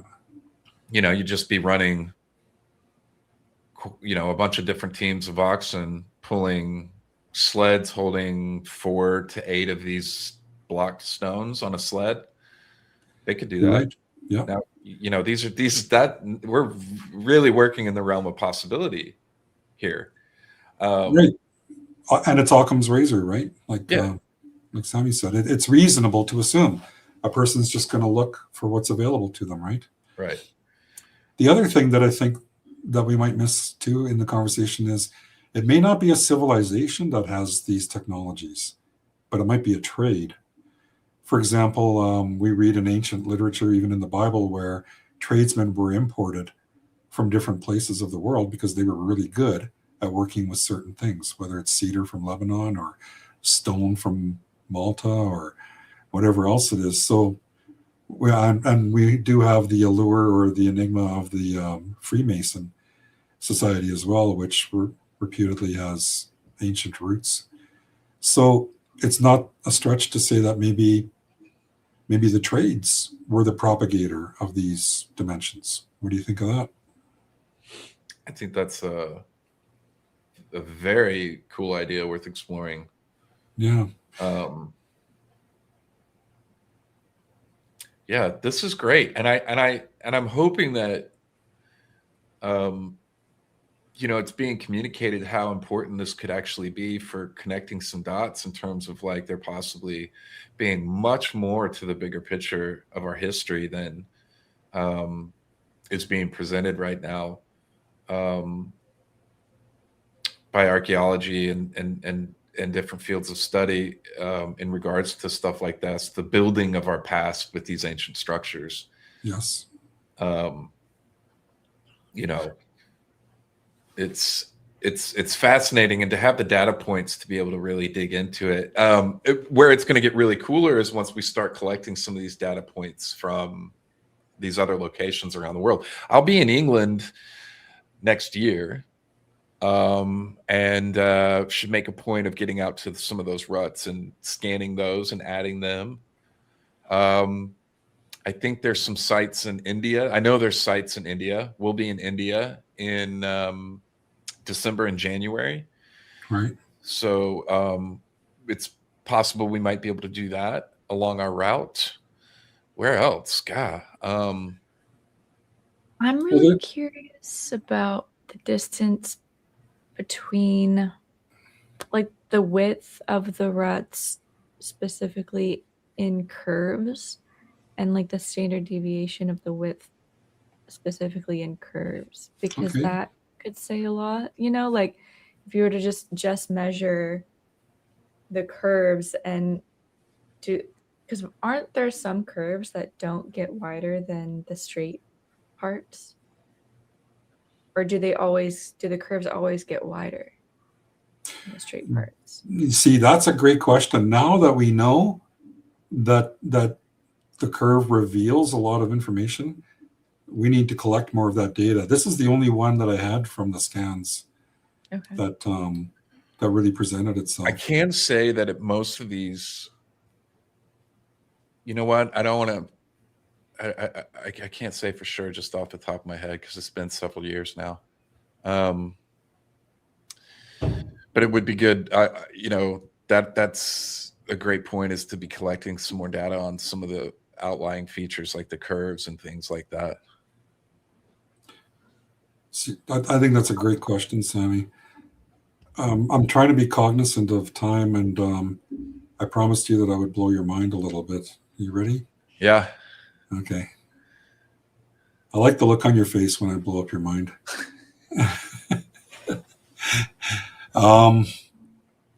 With stone circles, I've made a study of stone circles, and it's based on the Vitruvian sketch. Well, it's based on Vitruvius, which is from 2,000 years ago. Anyway, the Vitruvian man comes into play quite a bit when it comes to ancient stone circles. So really quickly here, there's a progression from Da Vinci's drawing to an ancient drawing from Vitruvius. And Vitruvius talked about what the ancients would do to build a temple. And he said, and this is the ancients from 2,000 years ago, so we're getting into some deep history. He said that they would lay a man down on the ground and work with the dimensions of his outstretched arms, making a circle with his feet. And what they would do is they would extrapolate outwards from there using inscribed circles and squares, just going outwards. What's neat is this results in each layer being the square root of 2 times bigger than the one before. Or in other words, every second one is double. So if I go from one circle to another to 2 circles outwards, it's double the size. The square root of 2 just happens to be 1.4142, which is so interesting because that means that the ruts are the square root of 2 times bigger than a meter. And what that means is that it's like a meter squared with a circle drawn around it, sitting over top of the cart rut. So I've done something neat here.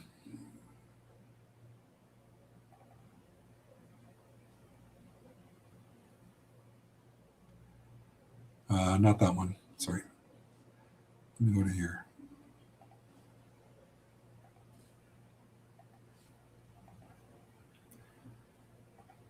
You ready for this? Yeah. Okay. I don't know.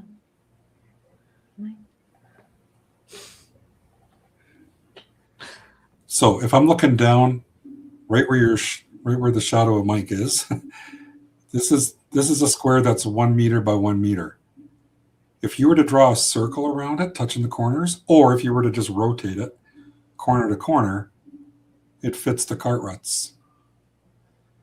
Something else fits the cart ruts.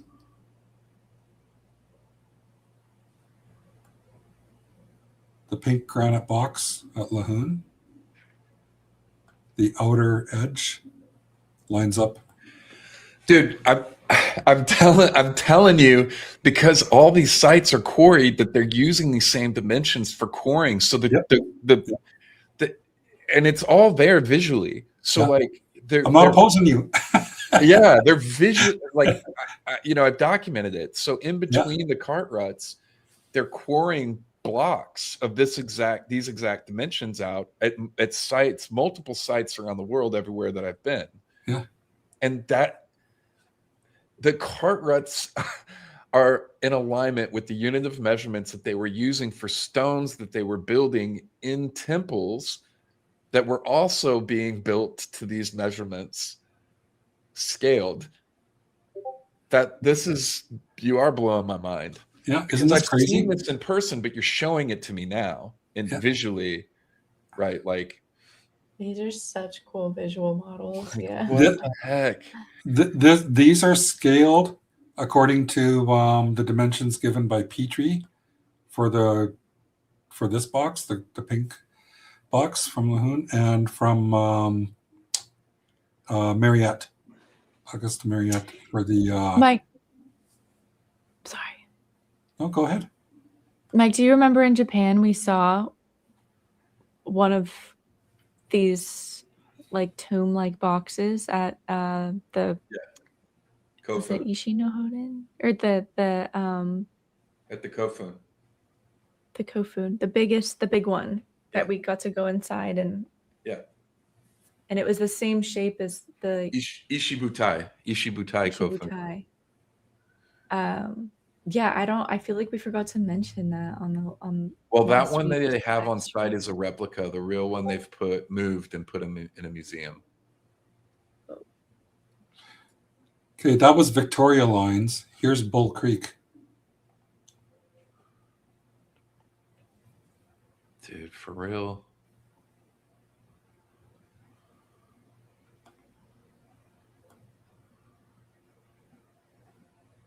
And then let me just do orthogonal straight down there.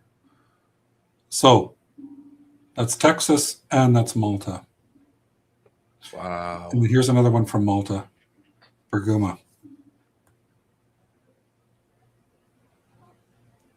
I hope these two squares aren't throwing anybody off. I'm just showing how it's a 1 meter squared turned sideways. But yeah, so there's 3 cart ruts. 2 from Malta, 1 from Texas. Not cherry picked. I just stopped at 3. I'm going to be honest with you, Sean, because I maybe I haven't been enough over the last months, because every time you've shown me the math on this stuff and different things, I'm like, man, yeah, it sounds cool. I have no idea what you're talking about. And I'm, been trying to be polite, but you're showing me visually now something that I can, kind of process. I'm not a numbers and data guy, which is why I like to be out there on location filming these things and seeing them for myself, because I get an impression that stays with me that I'm able to visually in different ways use as I travel around the world from site to site, right? So, but this is showing me that the math is there for a lot of the stuff that I've already been kind of thinking about, and you and I have talked about, and you've been thinking about. That's amazing. I mean, even if it was just as simple as coring the stones out between the cart ruts themselves are a unit of measurement for building. Yeah. It blows me away. Now, I mean, these are just 2 pieces of data, right? Like the 2 boxes, but I wonder if this paints, if this is reason to investigate further. This is 100%. This is reason to go forward, right? This if the cart ruts themselves are a unit of measurement for building, that is huge. Well, especially if they're often found near or around quarries, and do we know that things were built on? We know that things were built on site and then transported sometimes as well too, right? So yeah, man, this makes me want to buy a plane ticket right now. Do Go to somewhere. you want me to move any of these? Like I can Move the exterior box. okay, which way? Can you remove it so we just see that? Oh, I can remove it. Yeah. I can remove these guys too. bye, Trez. Good night. So if you want to look straight down on it there, like that outside edge, that lip, it's really, really close to that inside wall, right? It's wild. And if you want, what I can do is I can move this. Now I can sink it down just so you can see how close it is. That's wild, man. Whoa. Golly. That's pretty amazing, eh? So they could carve something like this on site at the quarry. They use the cart ruts to get it off location or something. 'Cause a lot of times the quarry or the cart ruts are only for limited spaces. Like, there aren't cart ruts going for miles and miles and miles, So this was perhaps some method of transport off of a quarry site, cart ruts are, to an area where they were better able to maneuver the stonework, stone blocks, the stone carvings, whatever they might have been. You're right. Yeah. So it was kind of a temporary way of transporting. Oh, that inside is perfect. It's amazing, isn't it? Yeah. So it'd be really cool to look at things that were created and compare them to where, if there are I don't even say this, to look at a place that has cart ruts, and then look at what sort of construction nearby. Yeah, exactly. You know what I'm trying to say? Yeah. And would it be similar across the board? Would you just be able to create more data of all of these different sites so that what's being produced matches, in this kind of a way, like site specific stuff? Yeah. I think we have to database really all those localities. It would also be interesting to know if they had a soil clearing event like Malta is known to have. Malta did have soil at one point, but because of human activity, it was depleted, and then because of a drought, it was finished off, I think in 2000 BC. So things like that too, Sammy, I think would be good to document. Well, one more thing about 1.4, and I don't know if we have time, but Graham Hancock, I noticed in his book about the Americas, he kept talking about some of the inner rings and outer rings of the earthen mounds in South America. And a lot of times one would be 1.4 times the size of another one. And to a mathematician, that rings, okay, that's probably from making a circle, making a square around the circle, and then making a circle around that square. That's how you get 1.4. And so I've actually applied that grid to Serpent Mound, Ohio, to Newark, and to a lot of the earthen mounds in Graham's book from South America, and it fits. Wow. So that doesn't mean 1.4 meters. What it does mean is that they're they used this relationship over and over again, drawing a circle around something, drawing a square around that, and then drawing a circle around that. And you can expand outwards and lay a groundwork. I've got a lot of videos on X about that. I was starting to show them earlier, but This is really cool. there may not be, yeah, there won't be time. But just so you know, if you look up Vitruvian Man on my X, you should be able to locate these. It works with Stonehenge. It works with Rujum El Hiri. Serpent Mound was the one that blew me away. So We're gonna have to have you back on. I think this is really exciting, and you know what you showed me there at the end. There's a lot of possibilities, and this really opens up things because a lot of the sites that I visit, we could start adding other data points as far as like the building blocks of structures and things to see if they also match up. We don't have to just stick to cart ruts anymore. We could be digging into a lot of other things. And showing evidence within the construction of these sites with, you know, sacred geometry, which is often dismissed by, you know, mainstream academics. How'd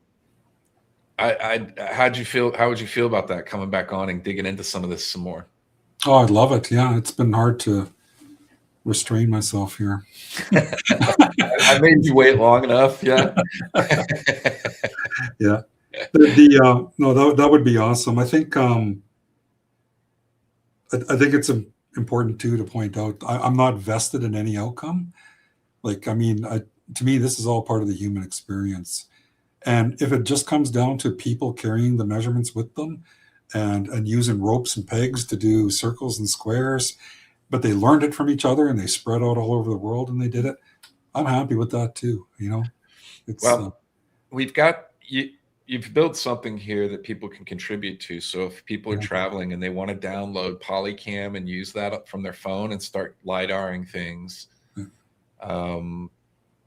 you know, there is an ability for us to create a group and connect on Polycam and be uploading data and stuff like that. Or, you know, we could figure something out, but we'll have to figure something out. That's the intent. Yeah. So just for anybody watching this, you can download Polycam, Polycam, and use it on your phone to scan sites when you're at different places and things like that, and be LiDARing these places so you can get data points for sites. Sean, will you tell us where people can find your stuff? We've linked everything in the description, but tell us your website and different stuff again that we featured here today on the show. Sure. Okay. The site that we were getting all the 3 little videos from. Yeah. It has links to our company page, PointVerge and PVI Tech. But to get a hold of me for the archaeology concerns, you can use my PointVerge email. Like we can put that out there. I'm on X, just my name. The intent, I've got the domain name QuBRgeometrics.com, and what I intend to do is put our app up and make it freely accessible so that people can load their data from Polycam and from everything else. But it's not available yet, so putting a link up won't help. But that's the intent. So for now, I think just either my email or my X account or the PointVerge. I don't know. Well, I think that's it. It's incredible what you've done with all of this. And I'd really recommend people go follow you on X, because that's where you're posting a lot of these information. So go give Sean a follow over there. Make sure to go check out his website there, and you can dig into all the data that we were looking at today. Yep. And think about the implications of a lot of the stuff that we were discussing. I think it's very far reaching.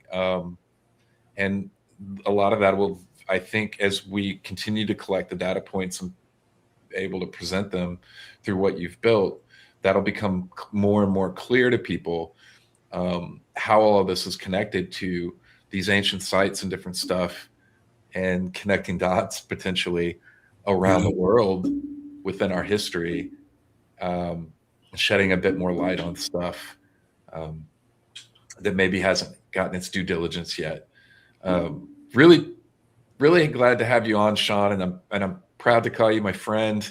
Oh, and likewise, Mike. Yeah. This has been really cool. Thank you so much. Yeah, thank you very much too. Before you go, I want to pull this up really quick because Paul was talking about this in the comments as a system. A travois. The travois, yeah. Travois, yeah. Yeah, this is something we've also discussed, which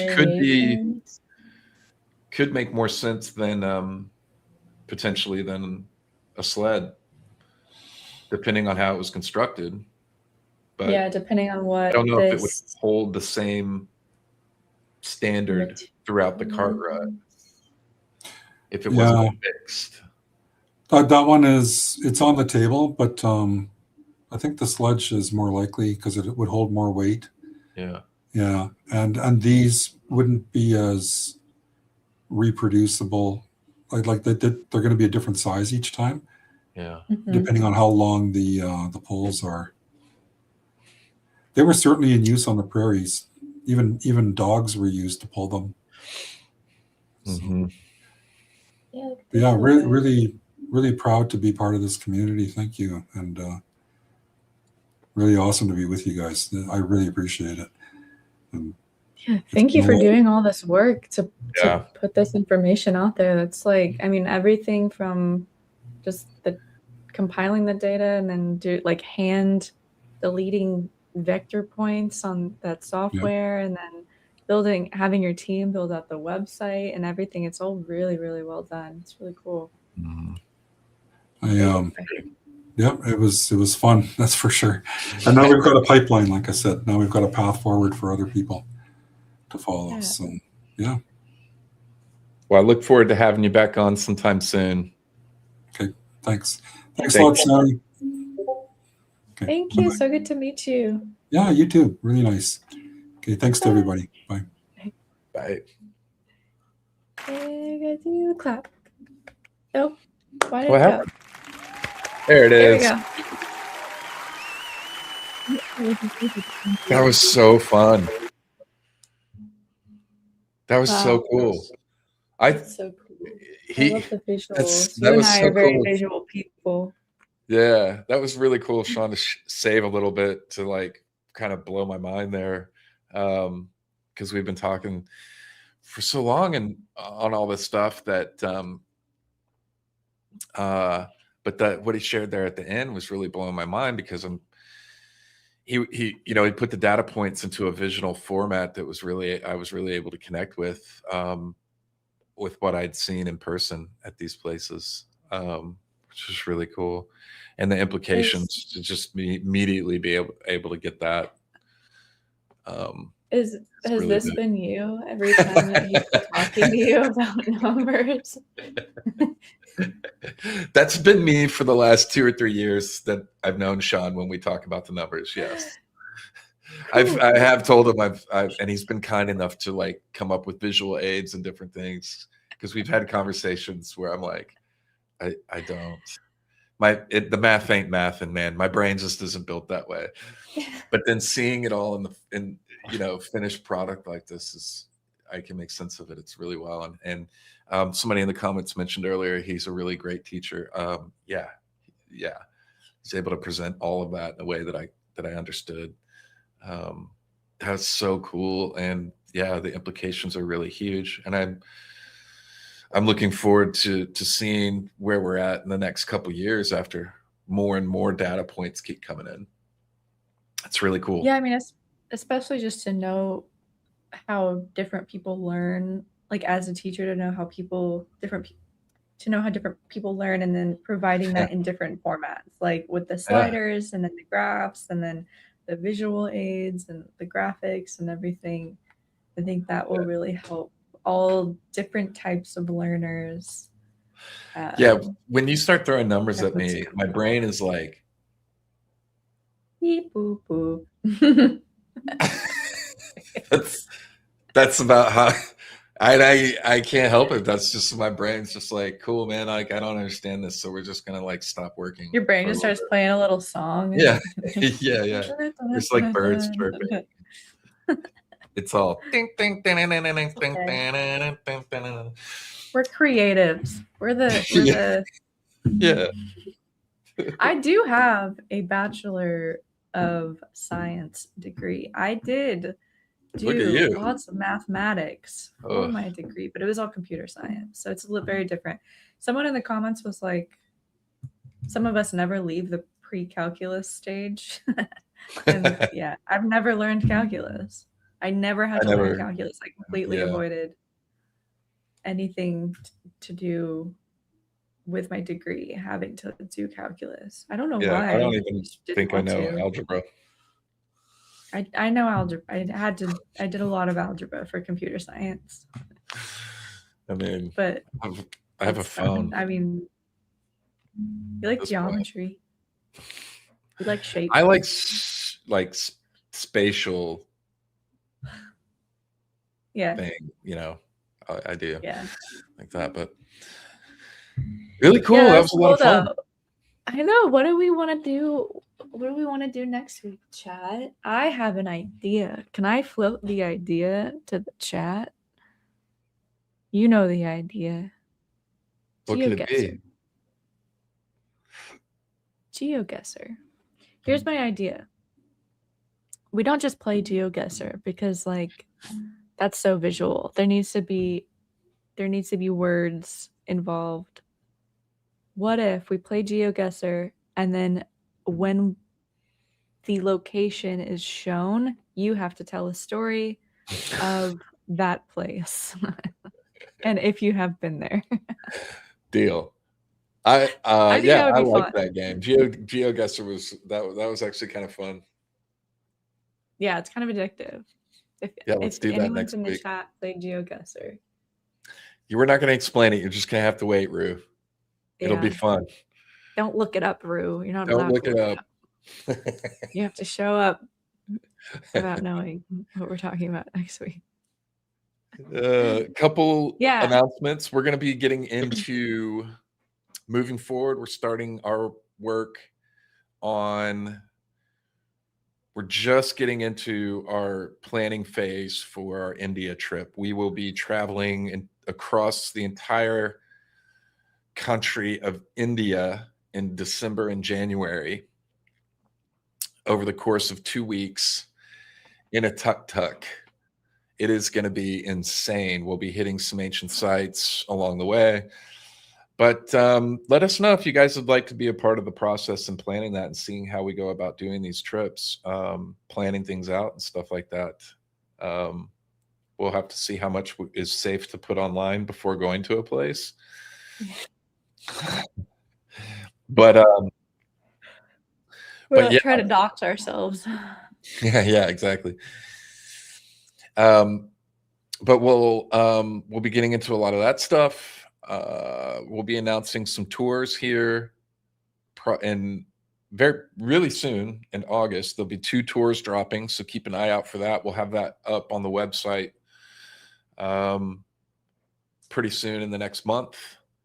Greece was canceled. Several tours. We had to cancel Greece, but we're replacing Greece with something that'll be really easy for people to be a part of. I think I'm really excited about that. And the other one we've already been talking about, UK tour for next year with Nerdrotic, Gary, and the Forbidden Frontier crew. That's going to be insane. What's that? Is that ball rolling? Is it going forward? Yes, ball's rolling. Okay.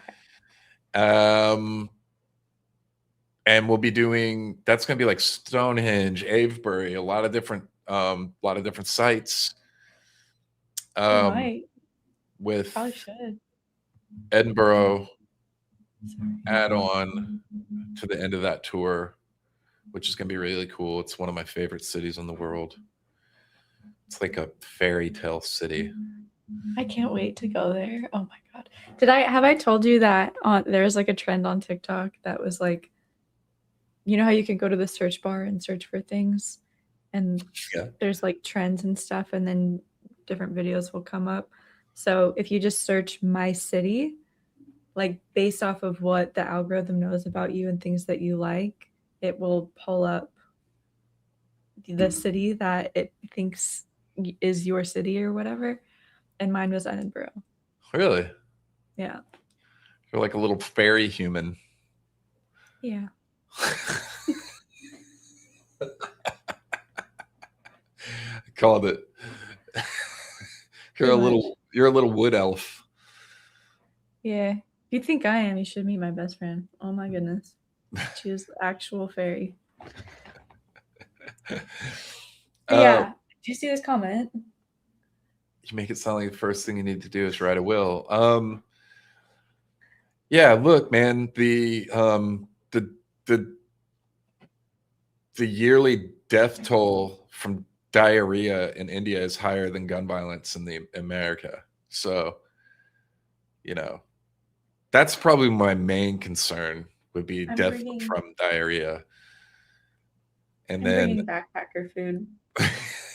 Yeah, because we're going to be way out in the middle of nowhere for huge parts of the trip. I'm bringing one outfit, and I'm just filling my suitcase with backpacker food. Yeah? Okay. No. One outfit and 20 pairs of underwear. I'm going to be really stinky, but at least I won't be dying from diarrhea. Yeah, just as long as death by diarrhea isn't in the cards for my life, I'm good, I think. Please no. That's not the way I want to go. I don't want to go out like that. That could be sweet. Yeah, MREs. I was in the military, and spent a large portion of time eating MREs every day, all the time, and it just after a bit, it really is so depressing. What is actually an MRE? I know that it's just like a military food ration, but like, what is it? They're just pre-packaged meals with the exact amount of calories and everything else that you need per day. And is it like what Frodo lived off of on his trek to Mordor? I think he lived off potatoes. No, it was the elven bread. Manna. That's what we need is some manna. I don't know, dude. Can someone just deliver, like drone deliver us food from? No, it sucks because I love Indian food. I'm just scared about the complete lack of food safety regulations everywhere. Yeah, it's a real thing. I'm not eating street food. I can't. I'll die. Can't do the street food, no. So yeah, we got some fun stuff coming up. I'll be in Vegas for the meetup with Nerdrotic and everybody out there. Sammy and I will both be out there in Vegas. So if you guys are going, anybody here, I know we've got some overlap with our communities. So if anybody's going, I'll see you there. We will see you there. Sammy and I will both be there. And what else? Japan's. We're shooting for a Sunday release on Japan. A lot to do. I've done a good bit of progress, and I'm finishing the script today, so you'll have that. Sweet. Yeah. If you guys are curious about the process, I just drop in everything chronologically, and then I cut it all down into like all the clips that I think are usable, and then I build out the story framework, and then Mike does the voiceover, and then I sends it to me, and then I lay in the voiceover, and then I make the clips fit the voiceover, and then add music. Sometimes I'll do the music before the voiceover, depending on what I'm trying to do. Trying to get the music to match up with the clips. This one might not be perfectly chronological though. I'm getting kind of. I think I'm gonna get a little creative with this. So. Dun dun dun. Dun. It's gonna I be think it's gonna good. be really cool. I'm really excited. It's already looking really cool. We went to so many cool places, and I think it's gonna be really fun for you guys to watch. And if you remember, I think that we're gonna have something special for you guys for this video too. So We've been talking a lot behind the scenes on starting to like provide more content for our members. And we've just now kind of getting into a place where we're able to do that. So, oh my god, wait, I have to show. Yeah, we gotta show this. Hold on.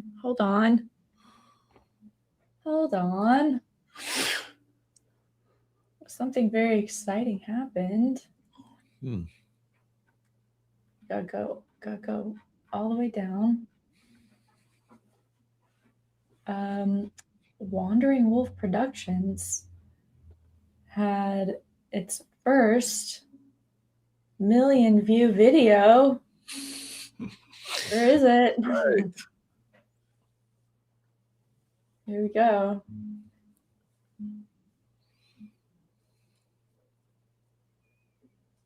If you're following on Significance. Facebook or Instagram. But what would the significance of discovering an ancient megalithic culture in North America mean for modern academia?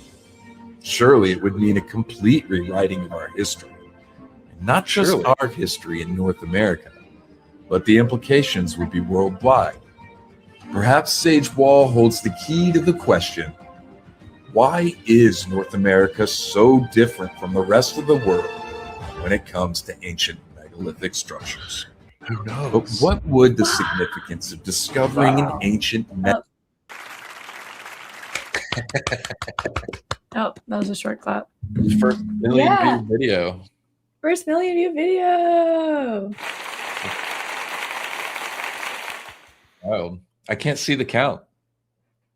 It just says the likes, but promise. Promise you guys. Promise it's a million. It has a million. It has over a million. I was like, 1.2, 1 million views. yeah. Which is so cool because this is the older Sagewell video that you put out how many years ago? Oh, 2 years We're ago. or still something doing like very that. dramatic voiceovers. Yeah. Is maybe- ancient America a thing? Yeah, maybe you should be doing more of that. More, Maybe I should be adding more like super intense, like dun dun dun dun dun dun dun, dun, dun music in the background. Dude, Yeah. people make so many negative comments about the music. I admit, I understand. I know that the audio levels on some of the Egypt videos were off. I'm learning. I'm growing. Bear with me, you guys. It's hard. It's hard to level audio to make it sound good. It's a whole skill in itself. yeah. But dude, people would. Could you imagine if I leaned into that? Yeah. The amount of people that would be like, turn the music off. This is horrible. And I'm just over here doing this incredibly grandiose like voiceover. Yeah. Yeah, No, I'm we're not competing with doing that. Mahler. Yeah. I don't think we're Try to doing give that. Mahler a run for his money. Anyway, Yeah. All I right. think that's everything. I think we got some cool stuff for people. Thank you guys so much for showing up every week, especially after our long hiatus. And we'll be back here next week, same time, same place, with some, what is it called? GeoGuessr. GeoGuessr. So we're going to play some games with you guys and go over some more ancient history stuff. We're going to talk, and then you're going to share some travel stories. Well, I think GeoGuessr will be fun too, because you guys can like play with us in the chat. Like you can we can guess where you think the location is in the chat too. So. Oh, and I feel the like that. some of the stuff that we're working towards providing for our members is a bit more raw and uncut, which will give you guys some access to shots from sites around the world that maybe not all of it makes it into a full-length video, but I know a lot of you guys really want to look at tons and tons of footage. So we're gonna try to make a lot of that more available to our channel members, so you have access to extended shots of some of these sites and features and things that maybe don't work well in a full like edited video, but you guys want to, you know, scroll through and look at and check out. So we're getting there. We're growing. You guys have been a huge part of that. So thank you very much. Yeah. We love you guys. Love you guys. And we look forward to seeing you next week. Hope you liked the show. I did. All right. Have Okay. a beautiful, fabulous, amazing week, everybody. Bye-bye.